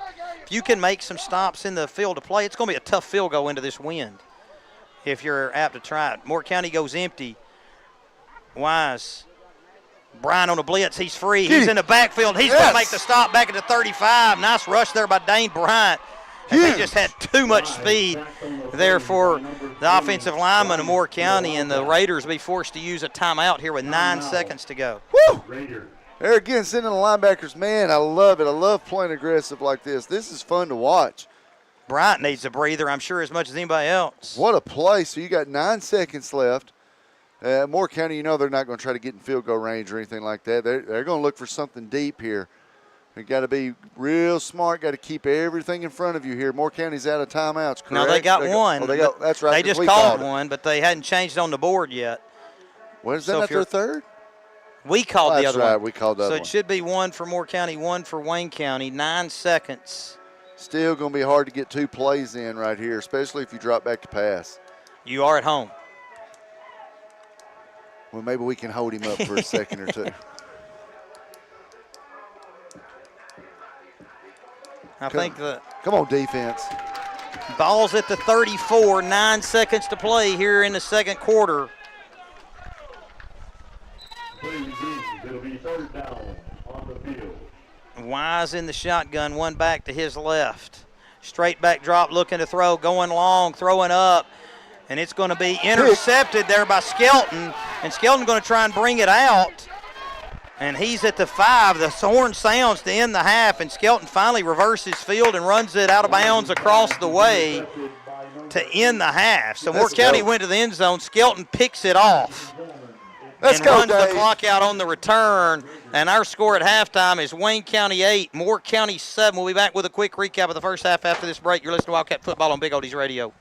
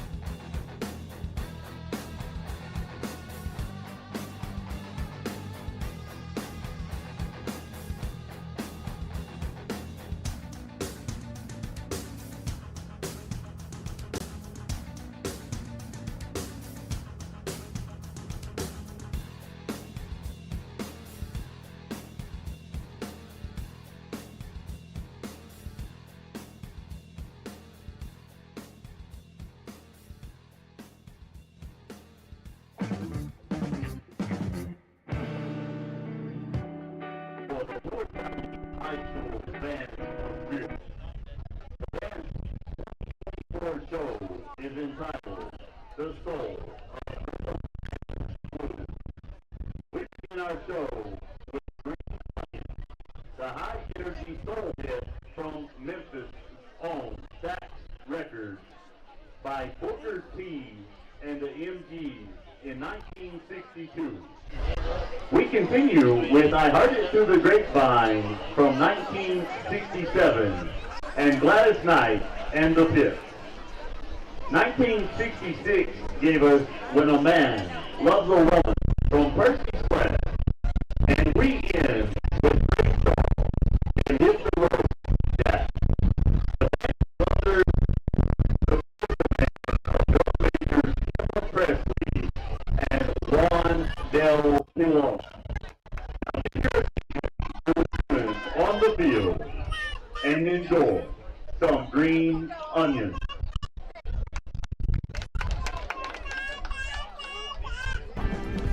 Welcome back to Wildcat Football here on Big Oldies Radio. We're at the half, and the Wayne County Wildcats leading the Moore County Raiders 8-7. It was Moore County on the board first on a 1-yard run by Petty with 33 seconds to go. The kick good, made it 7-0 late in the first quarter.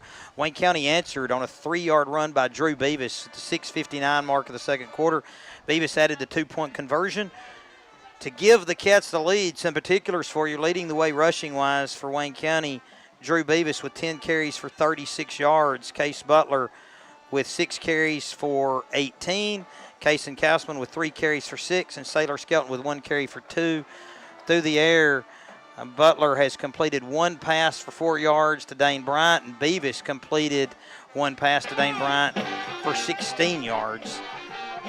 For Moore County, they're led in rushing by Merkill with 45 yards, Wise with 33. Wise only completing 4 of 16 passes for 40 yards. So the Wildcat defense standing tall so far to be Wildcat football to start things in the second. Once again, our halftime score is Wayne County 8, Moore County 7. We'll be back with second half kickoff after this break. You're listening to Wildcats football on Big Oldies Radio.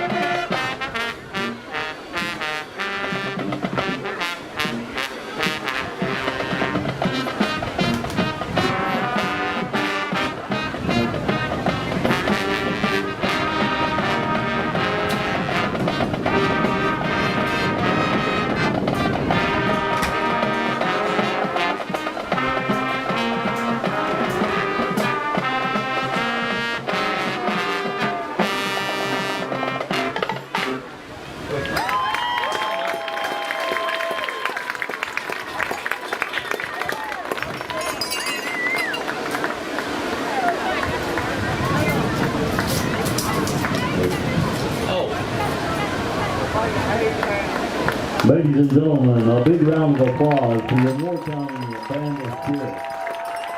Band officers for this year is Jaden Farrell, percussion section leader, and I. Lee Richardson, your woodwind section leader. One more big round of applause for your Band of Spirit. Once again, that halftime show is brought to you by American Forest Management and going back to our regular. Also, as I mentioned before, it is youth.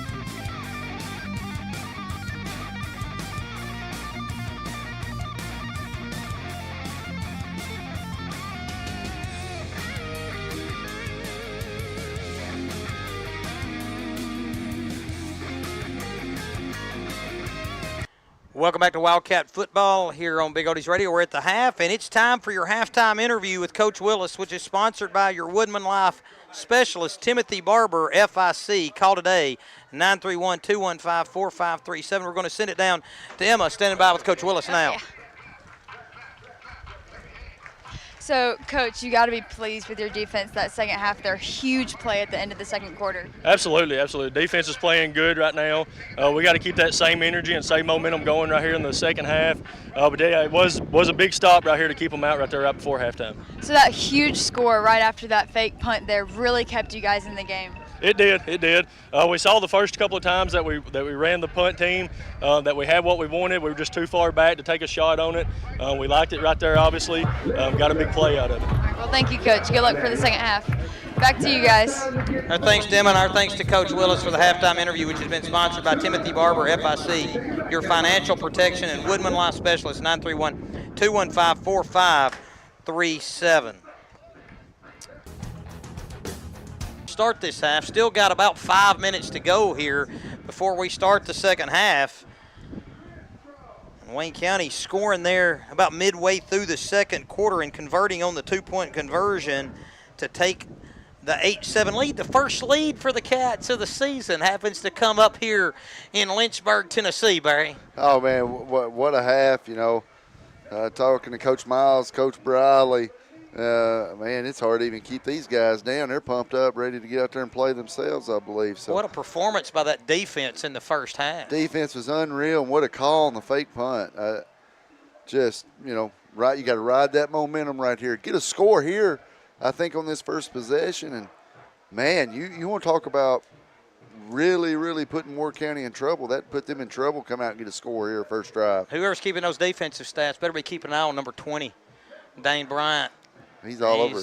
He's been wrecking havoc there on the Moore County offense. I expect Moore County to have some adjustments, though, Barry, so the Cats got to hang in here. It would be nice to get a good drive here starting the third quarter. Yeah, I think Moore County, is going to be concerned about the blitz. I think we're tearing them apart blitzing, but I love that. I love the aggressiveness. I love keep putting pressure on the quarterback. He's not throwing the ball well that first half. Now, he might come out and look like Dan Marino this half. But windy night, Barry. You ain't going to throw it too well on a night like this. That wind's blowing. You can probably ask Briley, Anthony, and Miles. They've been on the roof up there. They can probably tell you. And I can feel it. And I'm inside a booth with one window, and I can feel it blowing pretty well here. But it's hard to stop that veer. It's hard to stop, when you're running that option. If we just keep doing what we're doing, keep playing more physical than them, I think we'll be all right. We got number 18, Drew Beavis, on the edge a few times running downhill. That's not fun for a defense to stop. It's not fun for anybody to stop. Well, most of the time it would be a defense trying to stop them, right? Right. So anyway, what do you expect the Cats to do here, Barry? You look for them to keep it on the ground. I know they had some momentum going in the second, got that one pass intercepted when they tried to go down the field. It's one of those things where you kind of got to stay with what's working until it's not working anymore. But there again, Moore County's going to make some changes. So I'm sure they went over that and said, all right, if they do this, if they change this or change that, we're coming with this. So I expect us just to have the same mentality and the same game plan until Moore County makes us change. Have you checked on the weather forecast lately, Barry? Yes. I know you were looking before the game and you thought it might hit about 8:30, some rain. Well, Wayne County with an 8-7 lead. I don't know if the rain's a good thing or a bad thing. It was misting there at the half with a lot of wind. Well, it's showing just a tiny bit of rain here, but it's going to be gone in the next 15 minutes. It shows it out of here. So if we do have rain, it'll just be for this third quarter. Moore County now made its appearance here in the end zone to our left to warm up. Wayne County getting warmed up to our right. Looks like a couple of Cats getting stretched out some. Hopefully not some cramping issues down there. But despite Will Robertson being sick and unable to be here, Barry, Wayne County's defense, and Will plays a big part in it, Wayne County defense still been very, very strong through the night, as according to Carden Venable running the stats for us tonight, Wise just 4 out of 16 passing thus far. Yeah, secondaries look good. Pressure on the quarterback's been real good. Yeah, we got guys stretching down there. We got some guys dancing. The mood looks pretty good for the Cats right here as we're getting ready to start this third quarter. And the gadget guru here trying to get things hooked up. You'll notice a play clock here for the second half if you're viewing it on YouTube. Oh, and hopefully that's Beckett Miller watching in on YouTube, Barry, if he's not lying to you. Oh, kids his age, you know. I'm sure he's watching in right now, and he'll appreciate the play clock that they got up there where he can see what's going on. Tell Beckett be getting some rest. He's got a pretty big week next week. Somebody said, I don't know who that middle school athletic director is, but he scheduled 2 games on Tuesday and Thursday. Football. Yeah. Football. They're going to play on Tuesday night and then turn around and play on Thursday night. And that probably won't be easy, but I'm sure the coaches will have them ready. No, that's not going to be easy, but I'm sure, you know, their coach thinks his boys are up for the challenge. So it's good to challenge these kids sometimes, and they'll definitely be challenged next week. 2 games in 3 days will be kind of tough.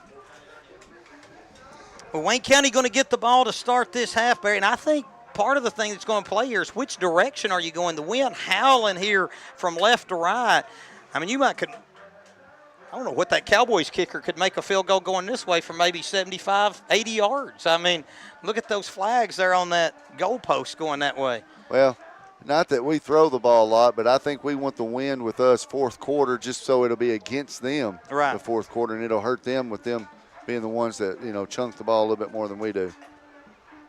Cats to their sideline. Still about 2:30 as they put the 3 minutes up after long halftime here. You know, we had a 20-minute halftime, and then they came out and always, you know, the customary 3-minute extra.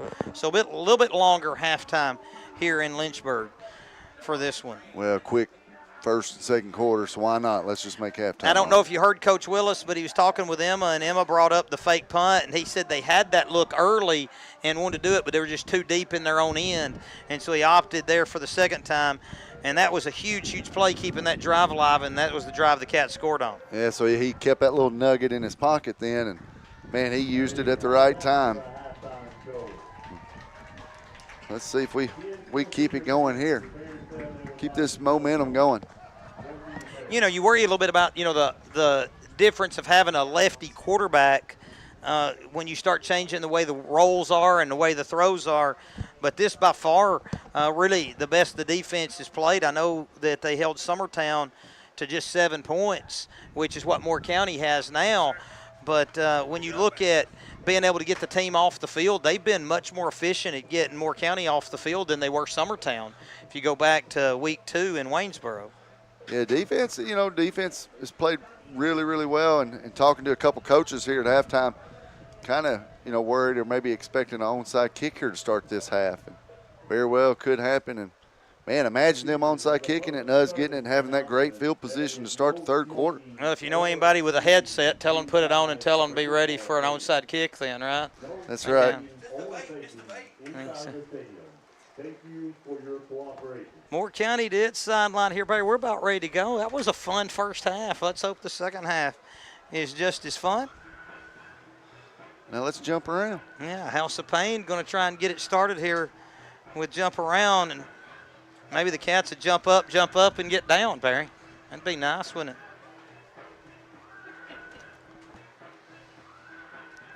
Kick return for the Cats. You know, the last time the Cats were out there, Moore County kicked it out of bounds. Yep. So part of it's going to be which direction you're kicking it, because this wind is strong here tonight. You said you saw the rain coming in 15 minutes. Well, that'd be right when the Cats have the football, which 15 minutes is a long time as far as who's going to possess the ball. I mean, that could be multiple possessions, of course.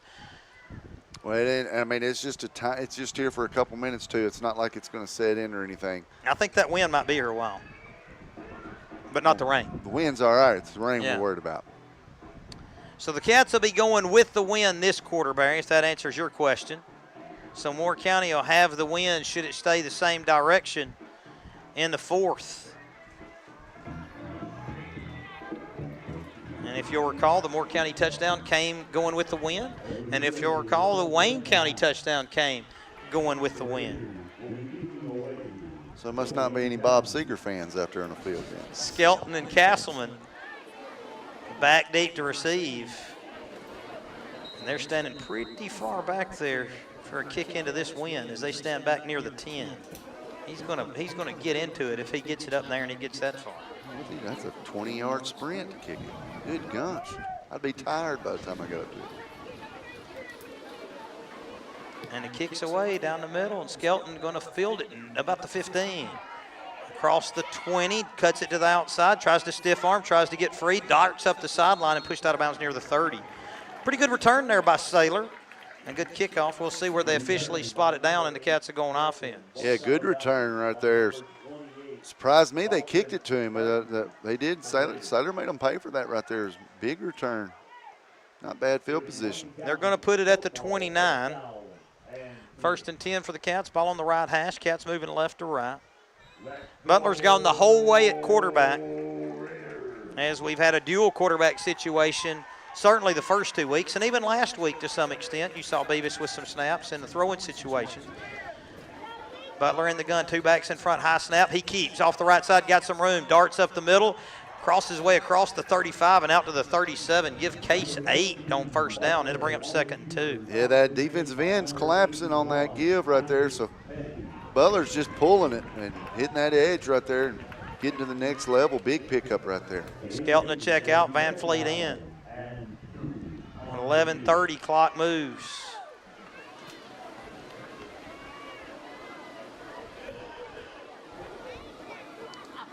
Butler in the gun, Beavis to his right.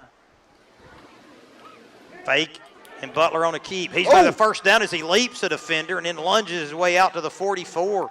Butler with 2 carries for 15 yards here to start the 2nd half. And Wayne County moves the sticks. Case Butler. He's so long and athletic. He kind of just, I don't know if he leaped him or just stepped over him because he's so tall, but good pull right there and good athletic move to get a 1st down. 10:56, clock moves, 3rd quarter, ball right in the middle of the field. Cats still moving left to right. 8-7, the Wildcat lead. Butler in the gun, Beavis behind him. There's the give to Drew. Drew with power off the left side, dragging a defender as he crosses midfield. Down to about the Moore County 48, that is. And talk about a guy that feels sore. I'm sure Drew on Saturday mornings probably feels sore. As, think about it, the beat he takes, as far as, getting the ball, close to 20, 25 times a game, just north and south. Of course, I'm sure, he's making other guys sore too, but man, he takes a beating every Friday night. Butler in a gun, Castleman to his right, 2 receivers split to the right. Fake on a give, Butler on a keep. This time he's going to be stacked up, no gain on the play there for Case. And bring up 3rd down. The Moore County defense snuffed that one out, Barry. Yeah, outside linebacker kind of creeped up there. Did a good job of reading that. Now, I think if we don't lose any yards here, we will go for this on 4th down if we don't get the 1st down here. 3rd and 2, ball nearing the left hash. Cats got to get it to the Moore County 46.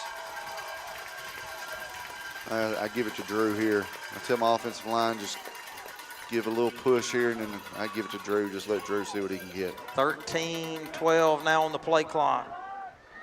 Butler checks it over, settles in under center, split back set, quarterback sneak, got the 1st down as he's cut down, but just as he picked up the 1st down at the 46. One little Philadelphia Eagles there. Tush push. That's what they do when they are getting a bind, and man, if it works in the NFL, I'm going to say it works anywhere. Well, that quarterback bench is 500 pounds. So they say. Nathan Skaith, he can let me know. He's a big Eagles fan. I'll tell the truth tonight. That's a pretty good play they have, though. Yeah, pretty effective, especially when Kelsey was there. 9:14 to play here in the 3rd, clock moving. 8-7 Wildcat lead. Ball in the middle of the field. Cats moving left to right, the 46. Butler in the gun, Beavis to his right. There's the give to Drew. Power up the middle. He hits. He's driving forward, drags a defender an extra yard or 2, down to about the 40. Yeah, as Drew's, we flipped the field position now.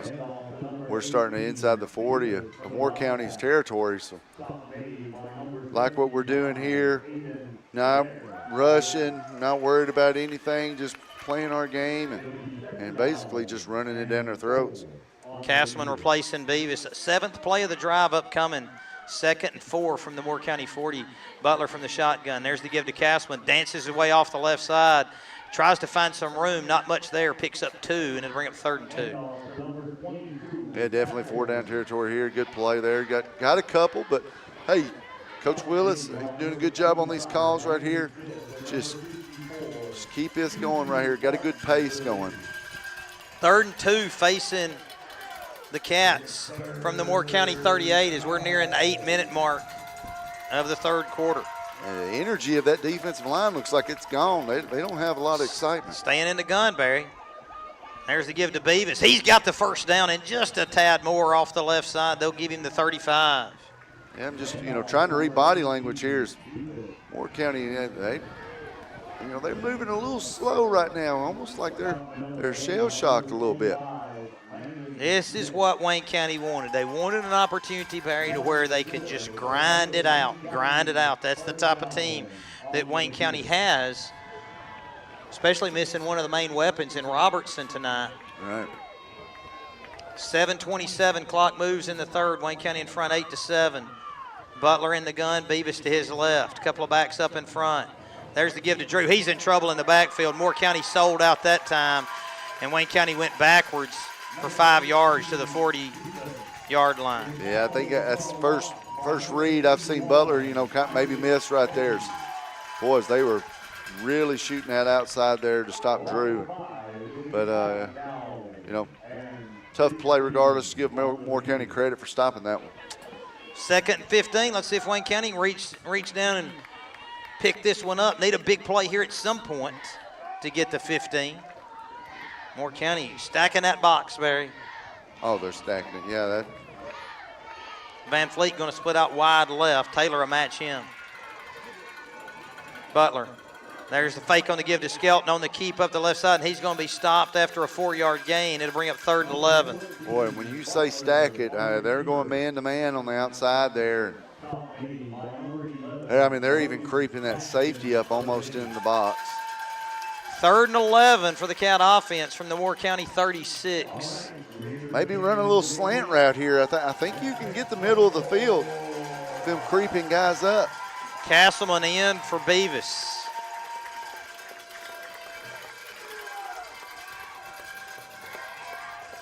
Butler with Skelton to his right, Castleman to his left. This time they'll give it to Skelton. Skelton looking for him around the left end. He's going to be stacked up after a gain of 1.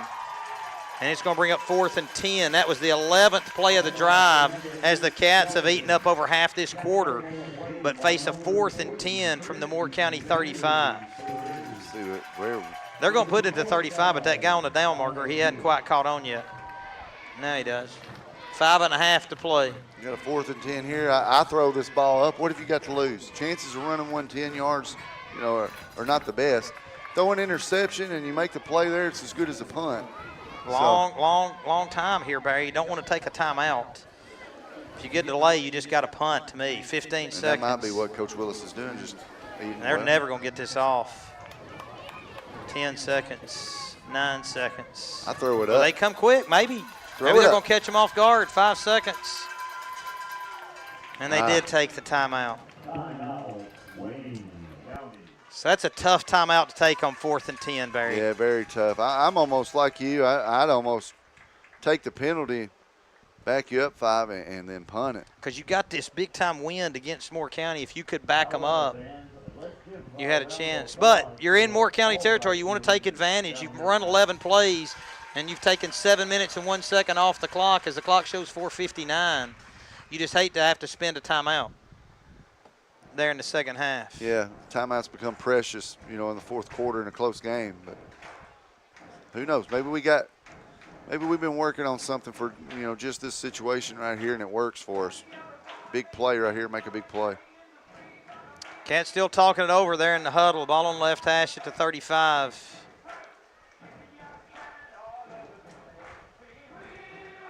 Would be nice to get a free 5 here, Barry. That'd make it a lot better. That'd get the 5 yards they lost back on first down back, not with a penalty, but with a loss on the tackle.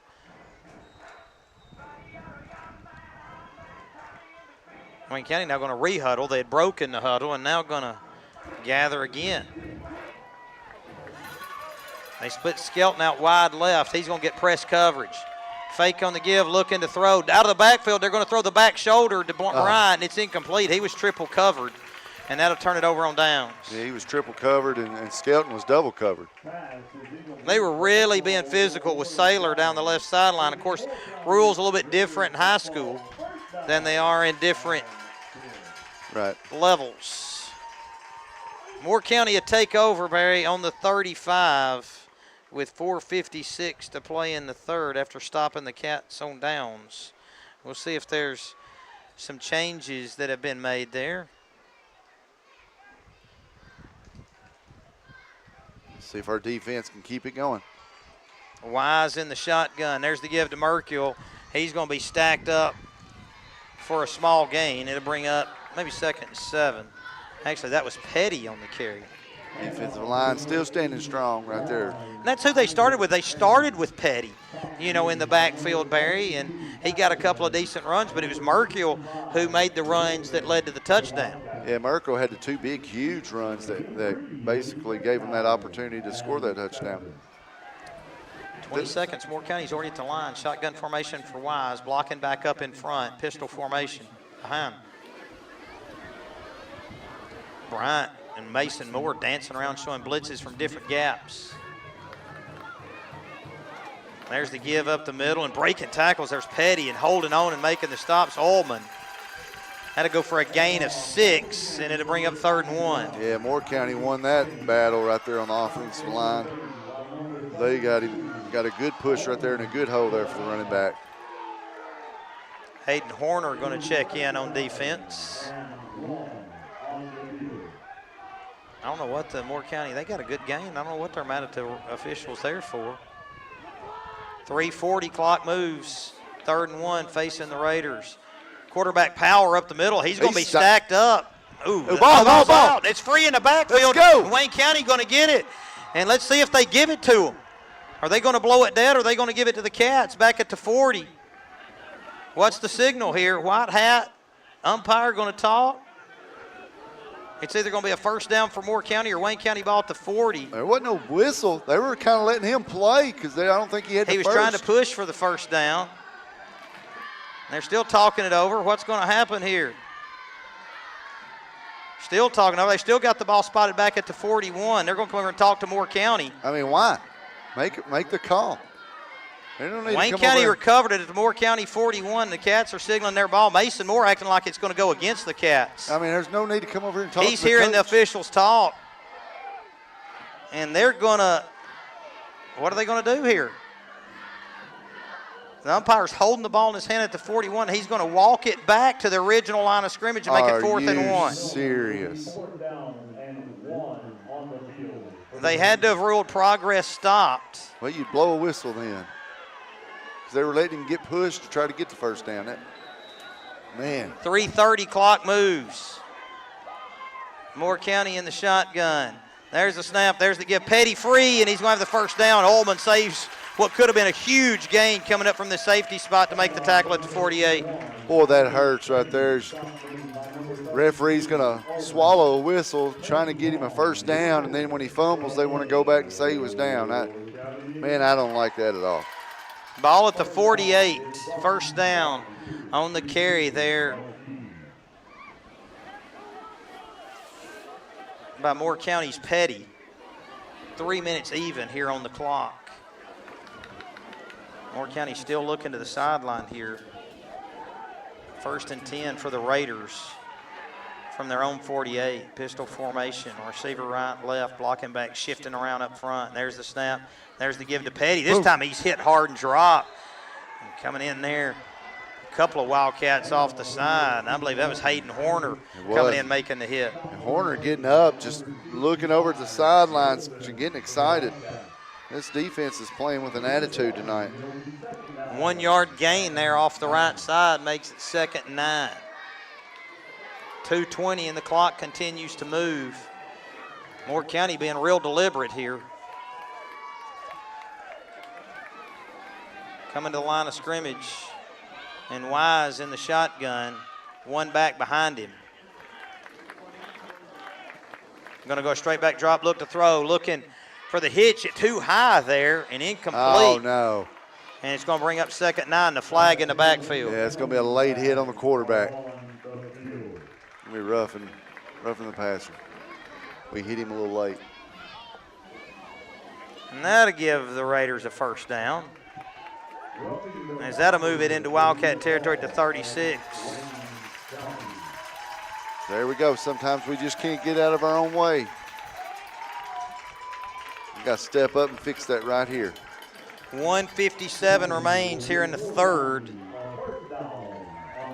Still and need it's 1st and 10 for the Raiders. Let's get us another turnover right here.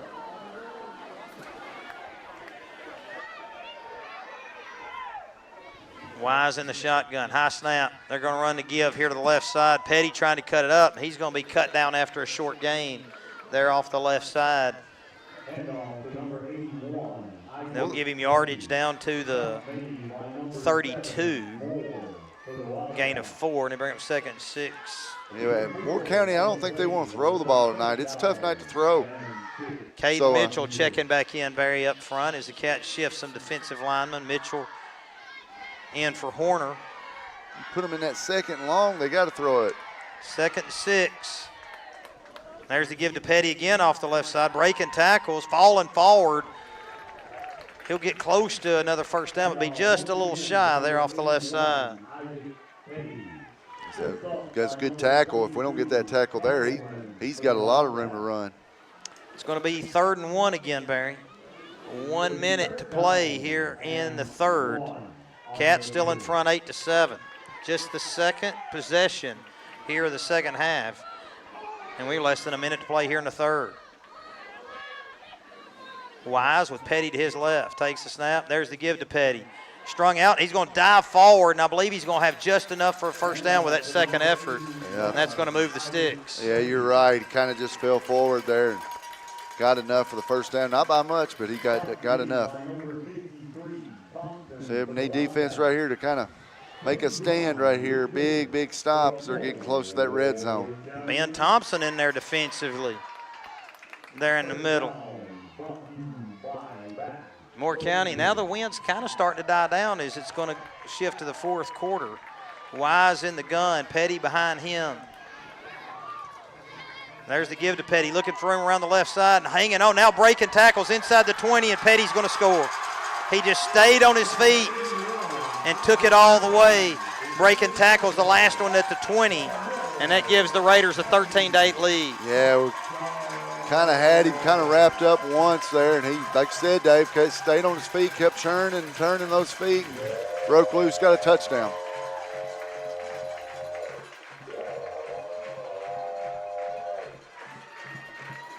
Well, the Cats couldn't get the fumble. No, but and it turns into a touchdown eventually for the Raiders. That roughing the passer hurt.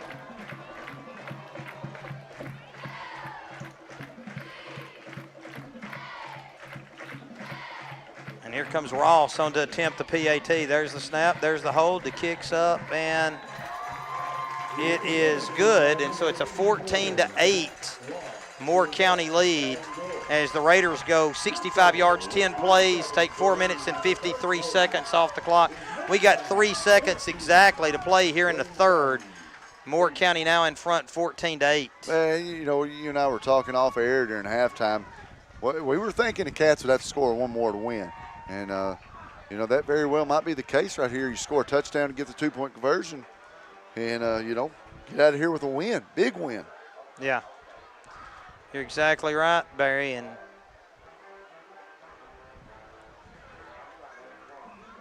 the Cats are going to have to do just that, and they'll have to do it against the wind now. 217 current views here tonight. Big region matchup here in Lynchburg. Wayne County trying to break a 4-game losing streak to the Raiders. This would be the Raiders' longest win streak in the series. Winds picked up again. Yep. So Moore County going to have to kick off into the wind one more time. Hurricane, what, Francine? But then, Barry, the Raiders will have the wind in the 4th. Well, that's good. He's been overthrowing guys all night. That'll just push it an extra 5 yards. See if the ball's going to stay on the tee here. Well, this guy backs up 30 yards to kick.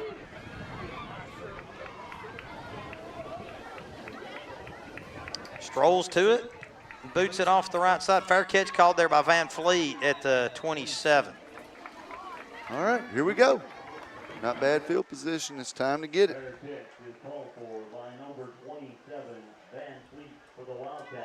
I would be interested to know what explanation they gave, because it looked like there was a long discussion on that fumble.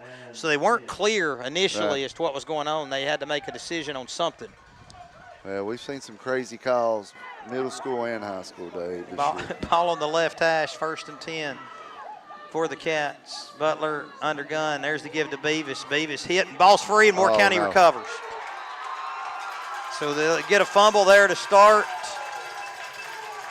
the fourth, and that's going to take us to the end of 4, and our score after 3 is Moore County 14, Wayne County 8. We'll be back with fourth quarter action after this timeout. You're listening to Wildcats football on Big Oldies Radio.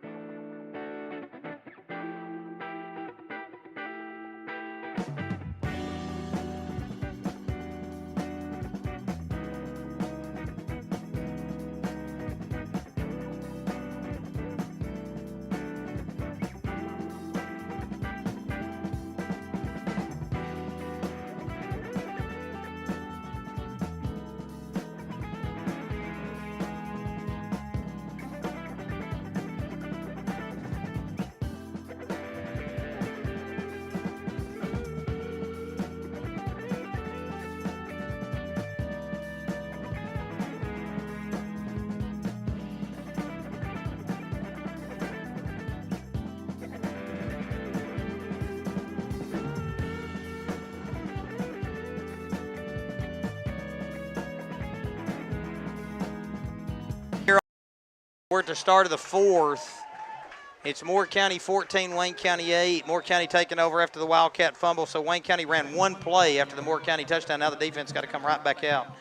Pistol formation for the Raiders. Petty in trouble, spins out of that tackle, stays on his feet, picks up 1 or 2.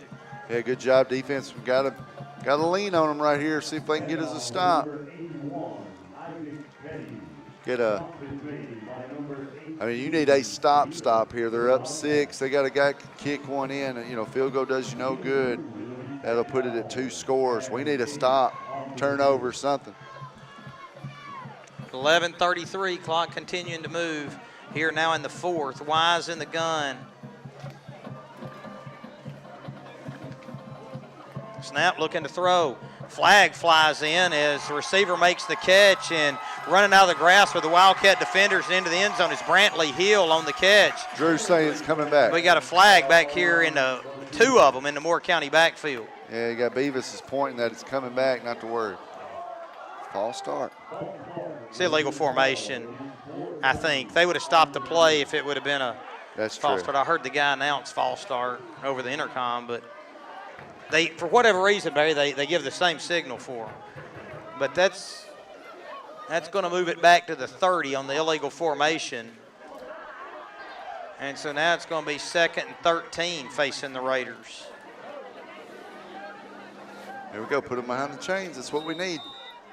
11:15 to play here in the fourth. Wise in the shotgun. Cashin behind him. Oh, that's Petty. Petty on a march up the middle. He's going to get back those 5, and it's going to bring up 3rd down.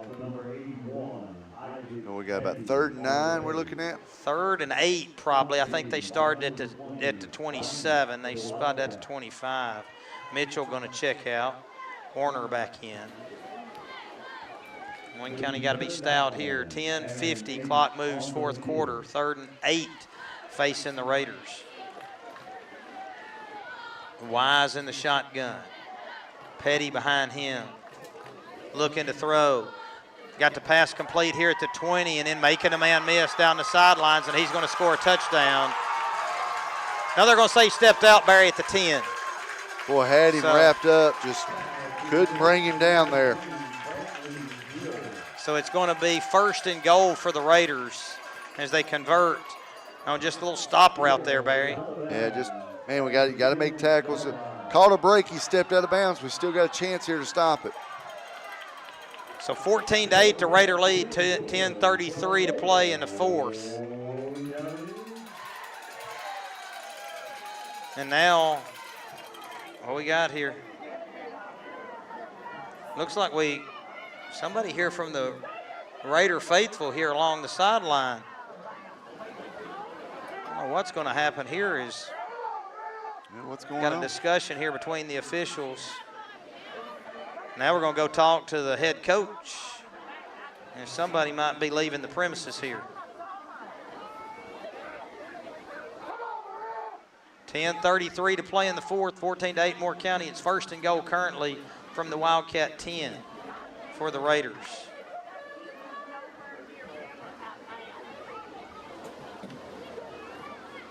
I don't know. We didn't get any signal. So now we're trying to get an administrator, I think, up here. Yeah. I don't know if we're going to take another snap until this gets taken care of. Well, maybe we are. First and goal from the Wildcat 10. Wise in the shotgun. Mercury in the backfield. There's the give to him. He's through the first wave, but gets stacked up there at the 8. So the Raiders overcame that 5-yard penalty, converting on 3rd and 8 with the pass play here to the right side. And now they've got it 2nd and 8, the Raiders, at the Wildcat 8-yard line. At least, this first and goal, they've got to pretty much go 10 yards to get it. 10:05, clock moves. Need a fumble. Wise in the gun, Petty back behind him. Looking to throw. Trying to get the completion there at the goal line. It's incomplete, and it's going to bring up 3rd and goal from the 8. Oh, wow. Uh-oh. Tried to run a little pivot route there, Barry. And Moore Van County, Fleet with the coverage. They're forcing an incomplete pass. Moore County faithful's not happy about anything tonight, it seems like. So now it's 3rd and goal from the 8, 9:50 to play in the fourth, 14-8, the Raider lead. I don't know what they were crying about. That was good coverage by the Cats. Well, they got a pretty big break on a fumble a while ago. They may have forgotten that. Wise in the gun, Petty behind him. They'll go strong on the right. There's the give to Wise. We got some movement here as Wise is just going to try and run it in. He's going to take it in, but I think that's going to be a flag on Moore County. Yeah, that's. Because we got 2 flags in the backfield. Because I don't think this play will count. No, you had guys moving everywhere. And here, yep. Now the Moore County head coach upset. I think that is a false start there, Barry, and that'll move it back to the 13. 9:43 to play. Moore County coach is not happy now. I don't know if that was some sort of trick, because it certainly looked weird. Yeah, it looked weird. As the movement up front did. Might have fooled the officials if there wasn't really any infraction there. 9:43 to play here in the fourth, 14-8, the Raider lead. And now it's 3rd and goal from the 13. 3 receivers left. Wise going to roll that way. Moore trying to force it back in. Pass complete underneath. And they got a flag there blocking below the waist, I think, downfield. Yep. And that's going to bring that touchdown back, as they had completed the pass to Cole Taylor. And Taylor had waltzed in the end zone on the underneath. But we got a flag here at the 5. And let's see what this flag's against Moore County. It is. It's Moore County is showing that body language there. Let's see if that's an illegal block there. Hold. So it was a hold on Butler out there. Boy, how many chances are they giving us to stop this right here? That's going to be a spot foul, Barry. That's going to bring it back to the 15. Well, Moore County's giving us a big opportunity. They're making a bunch of mental mistakes right here. Well, you know what's weird is they took over with 12 minutes to play. Like Strider's fourth, we got 9:31. They've only run 5 plays because we keep having plays brought back for penalty. So this is the 6th play of the drive. And it's going to be 3rd and goal from the 15. Boy, and they got a matchup out here. Taylor on Skelton. Wise, straight back drop. He's got time. Stands tall. Now it's going to break down. He's going to look to run. Tries to get around Horner. Sprints the end zone. He's going to fall at the 4. Ullman coming up to make the stop. A good gain there by Wise. And it's going to bring up 4th and goal from the 4. We'll see if they try a field goal. Yeah, start saying it's a big call for them. It's going to be a decent angle. Oh, they give him 3. They are going to try the field goal, I think. Or no, they just sent in new players. Yeah, no, here comes 84. Yep. They're going to try the field goal. Come on, block this. Let's go bad snap, block, something. But now here's the thing. You're on the hash. It's going to be a different angled kick. And you're deep down there, so you've got a pretty severe angle here potentially. They're going to put this ball down at the 11, right on the hash mark. Skelton trying to force the miss here, waving his arms off the left side, and the Cat's going to try and rush from that side. There's the snap, the hold, the kick's blocked. And the Cat might return it at the goal. Oh, you can't return it. Man, as he was Allman was gone down the sideline. Or no, Van Fleet, rather, was gone down the sideline. Woo. And so the Cats miss a field goal, and they're going to get a touchback on that. Whoa, what a play right there with the block. Man, if he catches that ball another 2 yards, he's out of the end zone, and then he can return it. Oh, man. And look at he's down there. He's turning around going, where is everybody? Let's celebrate. But, yeah, you're right. He caught it about 2 yards deep in the end zone. Can't return it once it crosses that goal line. Man, what a big play right there by the Cat defense. So Wayne County going to take over on the 20, Barry. You said it was going to take another score to win. It's going to take a score and a point after to win. As the Cats are 80 yards away. We got plenty of time. 2 timeouts and 8 minutes and 28 seconds to play. Plenty of time. You just got to put together the best drive of the night right here.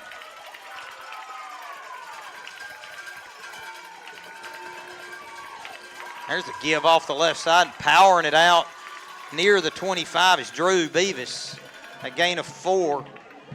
It's going to bring up second and about 6. That's right. Just lower your head, protect the football, get whatever you can get. Griggs in with a play, replacing Skelton.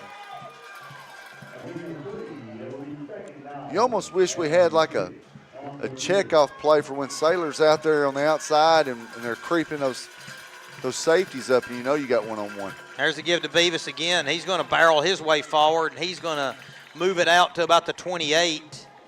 So gain of 4 more, and now it's 3rd and 2. Well, Drew's just played really well tonight. Clock moves with 7:35 to play. Big block field goal keeps this a 1-score game, Barry. I couldn't tell who got a hand on it. Could you? Well, you can always tell me, but I didn't see it. Because it had about 3 guys that broke through there. I was watching the rushers off the left end, and they blocked it from the other end, the right side. Oh, we got one-on-one out there. Butler. There's the fake. Butler on a keep. He's going to be stacked up and stopped 1 yard shy. I'm sure Wayne County will go. Yeah, you kind of like to see them just line up and go straight ahead on that 3rd and short. And they've got it 4th and 1 from the 39. 6:57 clock moves. Well, do you go QB sneak here? Oh, yeah, I think that's what they'll do. They've been really effective on it. Get back coach here trying to hold the Moore County coach back. Moore County's got their own get back coach, Barry. Yeah. Yeah, I saw that back there pulling the coaches back. Butler on the quarterback sneak, going to get the push forward. Still going and falling. That's going to be enough for a first down for the Cats on the second effort. That's right. Point it forward there. 6:26 in the Cat faithful. You can hear the cheers. 1st and 10 for Wayne County. The guy was reluctant to move the sticks there back at the 20. We'll have Coach Willis' thoughts post-game here in the booth with us. 6:15 and the clock continues to move. Let's give to Skelton, looking for him around the right end. Going to get strung up, cut up, pick up a few before being thrown out of bounds. There, that'll stop the clock with 6:02 to play. Yeah, about 4 yards right there. Just, I know Coach is doing, trying to get the ball just in Sailor's hands, let him see if he can create something there. But they've done a good job tonight of, always having at least 2 guys around him. 3 yard gain. Now bring up 2nd and 7. Butler with Castleman to his right. There's the give to Kaysen, and Kaysen in trouble. He's going to drive forward for 1.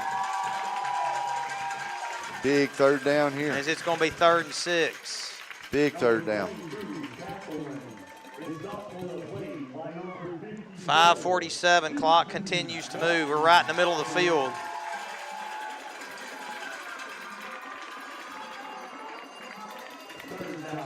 Wayne County quickly out of the huddle here with 20 seconds to go. Butler in the gun. Beavis behind him. There's the give to Drew, and he's going to be stacked up for nothing. Now it's going to be 4th and long. Yeah, they're stacking that box there, just daring us to pass it right now.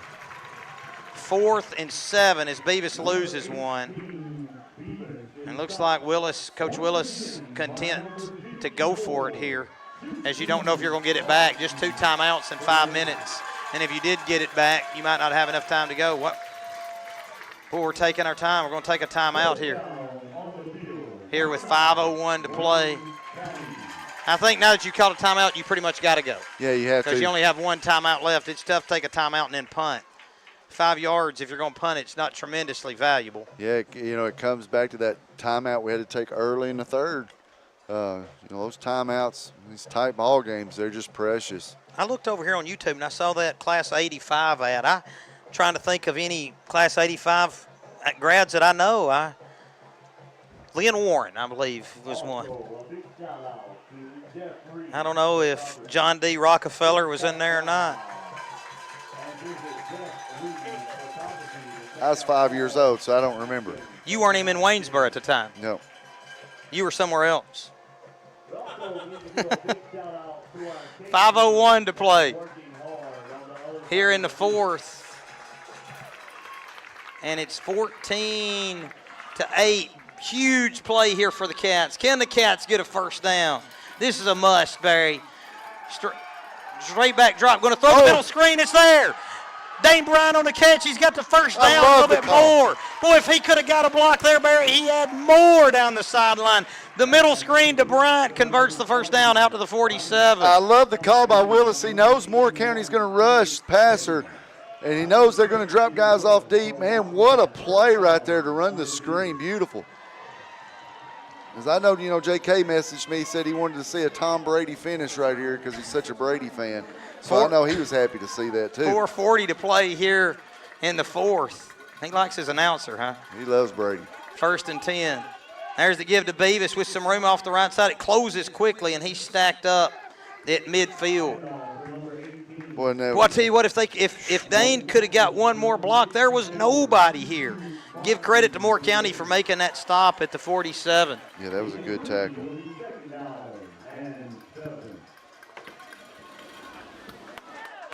Cool, but what a big momentum boost right there for us. 4 minutes, plenty of time right here. We just got to dig deep right here and want it a little more than them. 4 minutes, 2 timeouts at midfield, 2nd and 8. There's the give to Beavis, looking for him, cuts it up. He's going to be stacked up after a 2-yard gain to the 48, and it's going to be third and about 5. Wow, what a great football game, though, we've got to watch tonight. Yeah, we thought we were going to be in a quagmire, and instead it's been relatively dry. And there's 3.5 minutes to go, and it's 3rd and 5 for the Cats. Butler in the gun, Castman beside him. There's the give to Kaysen. Room off the right side, closes quickly, and he's going to be dropped 2 yards shy. Cats have already converted 2 4th downs on this drive, and Wayne County going to have to do it one more time. Just 1 timeout left, and it's 4th and 2 for Wayne County from the Raider 45 as we're ticking down to 3 minutes to play. Wayne County hurrying, though. Yeah, they're getting in now the huddle, Barry. Got to keep that timeout in your pocket for Moore County not getting time to rest. There's the snap. There's the give. Beavis, he's got it off the right side. Another 4th down conversion for the Cats. Man, I'm telling you, it's almost like when you're sitting there thinking, oh, man, because that play didn't look good right there at the snap. But, boy, we kept dry. Offensive line found a hole somewhere for Drew to hit, and when he hit that hole, there was no stopping him there. Huge pickup, big first down. 1st and 10 for the Cats from the Moore County 38. Now the clock becoming a bit of a factor as we're down to about 2:30 to play. Butler in the gun, Beavis to his left. Fake on the give, looking to throw. Now just going to scramble off the left side, tries to stiff arm, but stacked up at the line, no gain. Good play there by Moore County to make that stop. Yeah, good play right there, good job secondary. I almost wish they put Saylor on one side by himself, where that way that safety can't pick and choose or stay between the 2 receivers. Be nice to free him up. Jamie and Joanne Ledford are the Class 85 sponsors. I got a note here. Rolling right, Butler looking to throw. Pass nearly complete there. Griggs on the catch. PG coming up with a big one, and that nearly moves the sticks. Yeah, Cube there showing some hands. A good route. And where'd he get? What were About 8. It's going to be 3rd and 2. Cats quickly the line. 1:38, just one timeout left. Cats at the 29. Butler, there's the give to Beavis. Through the right side, he's got some room. Dances at the 25. Puts his head down, drives his way inside the 20. And that makes up for, sitting there saying we're running short on time. You got a minute and a half now, and you got to go about 14, 15 yards. Wow. 1:22, now clock moves, 4th quarter. Cats with it 1st and 10 at the Raider 15. Yeah, no need to rush now. Still one timeout left. Cats the line. Butler in the gun. There's the give to Beavis. Dragging defenders with him down near the 10. 1:02 to play. Yeah, you're fine. You still got time. You just got to, you can't go slow, but you got to. Moore County called a timeout. Wow. And look at our guys are fired up on the sidelines. Moore County gassed. They called that timeout to get some rest. And they might be gassed, but boy, that sure helped us out. We appreciate it. Wow. Barry, 58 seconds to go here in the 4th, and it's a 14-8 Moore County lead, but the Cats with it 2nd and 6 from the Raider 11. Man, just what a performance tonight. And, and if we're being honest, everybody that has done their homework on this was thinking Moore County was a superior football team and that, this was going to be a 2-touchdown game. But Wayne County has absolutely just brought it to them tonight. Camfield and Brady T. Stooksbury heading down here to the end zone, anticipating something good for the Cats. Trying to bring some good energy. Ball at the 11, 2nd and 6. 58 seconds to play here. Butler in the gun. Butler on a keep off the right side. He's going to be stacked up after a short gain to the 9. Wayne County going to have to hurry here, Barry. 50 seconds. Yeah, still got that timeout, though. You're okay. But you're 3rd right. down, though. Got to get up there and get ready to run this next play. There's the give to Beavis, looking for room left, cuts it up. He got some room. He's still on his feet, into the end zone for the Wildcat touchdown. Drew Beavis with a heck of a run. Boy, I saw him cut it up right there, and like you said, it looked like he kind of got hemmed up, and he just would not be denied as he shot out of there like a cannon. Wow. Can we get the 2-point conversion right here, Dave?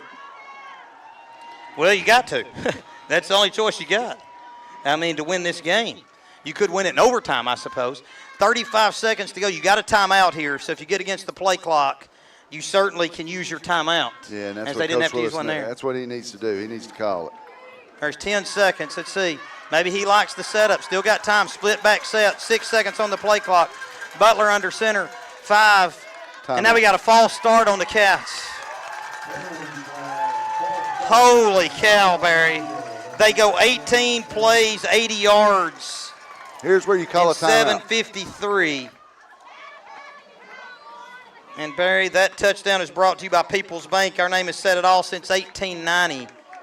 Call a timeout here. But now the false start moves it back to the 8. 35 seconds. And we're tied at 14. I hadn't seen an overtime game in a long time. We're going to try the kick. Hey! Call a timeout. Timeout. Yeah, he's going to call it now. They get the timeout with 2 seconds on the play clock. I like this. If you got a guy you think you can hit it, why not? 8 yards is hard to get against this bunch. You got that right. Well, distance won't be the problem. You can put it right in the middle of the field. Right. So can you block it up? 80 yards, 18 plays, 7:53. Drew Beavis with a 9-yard touchdown run when the Cats needed it most. And he was fired up heading into the end zone. What a drive by Wayne County. What a drive. That just 244 people viewing right now. What a drive by the Cats. Had to get the missed field goal on one end. Overcame the fumble on the first play. Oh, wasn't a miss. We blocked it. I mean, yeah, forced the miss, yeah. And so Wayne County then 18 plays, 80 yards, 7:53 off the clock. Well, you know, watching in warm-ups, we do kick PATs in warm-ups. He's got the leg for it. Got to hope he's accurate.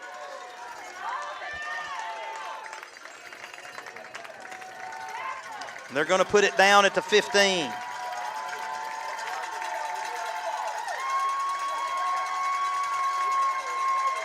And here's the snap. Down, the holds down, the kick's up.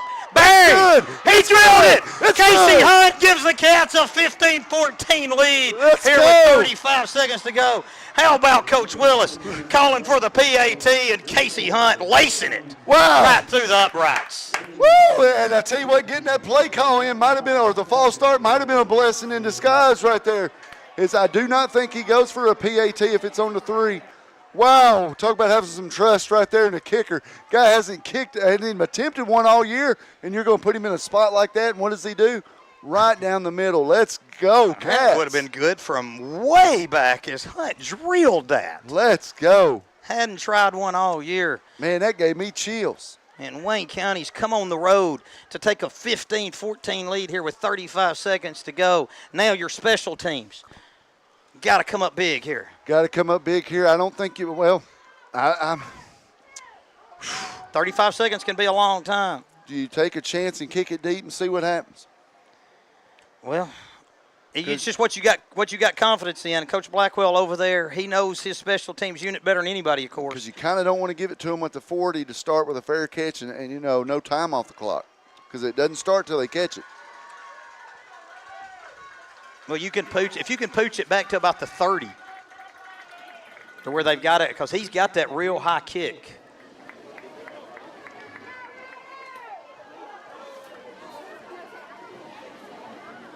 Hunt going to put it on the 40. 35 seconds to play.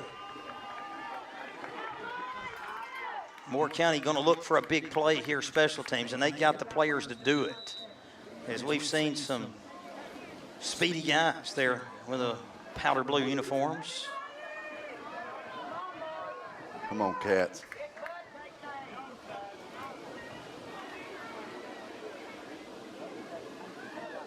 And there comes the pooch off the side. I like it. Building it going backwards is the Raiders. And Wayne County going to make the stop at about the 36. That took 4 seconds. I like it right there. Moore County didn't call the fair catch, which, you know, would help us. They didn't get much on the return. And like you said, every second is precious right now. And that's 4 big seconds that come off the clock. Tucker Smith on the return. It's going to be 1st and 10 for the Raiders. Let's see if Wayne County's worked here in this type of situation. Castleman's in there deep.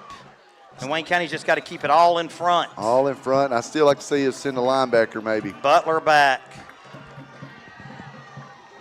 Straight back drop for Wise. Going to hitch it here on the sideline. It's complete and out of bounds. That just took 5 seconds and gained 11 yards. They're going to be looking for some quick routes right here, trying to draw us up. Defensive line's got to, here's where you got to find some energy right here. Pin your ears back and go get them right here. Moore Hands County up. still with 2 timeouts, Barry. The ball spotted there at the 47 as they just went with the sideline route. 26 seconds left. Low snap. Wise gets it. Gets a little bit of a rush. This time throws it again complete and out of bounds at the 40. Well, 20 seconds left. Got to do a little better coverage than that, as they're basically just letting them run them down deep, turn around and come up. Nobody's staying with them. So ball at the 41, they'll say, as they've just ran it quick to the sidelines. And that's taken 11 seconds in there to Wildcat 41. Wise in the gun. Straight back drop. Here comes some pressure for the Cats. Who got away with a hold. Moore forces it. And it's intercepted there by the Cats. Was that big? That was Christian Martin on the interception. The Wildcat sidelines erupts as Mason Moore got in with the pressure.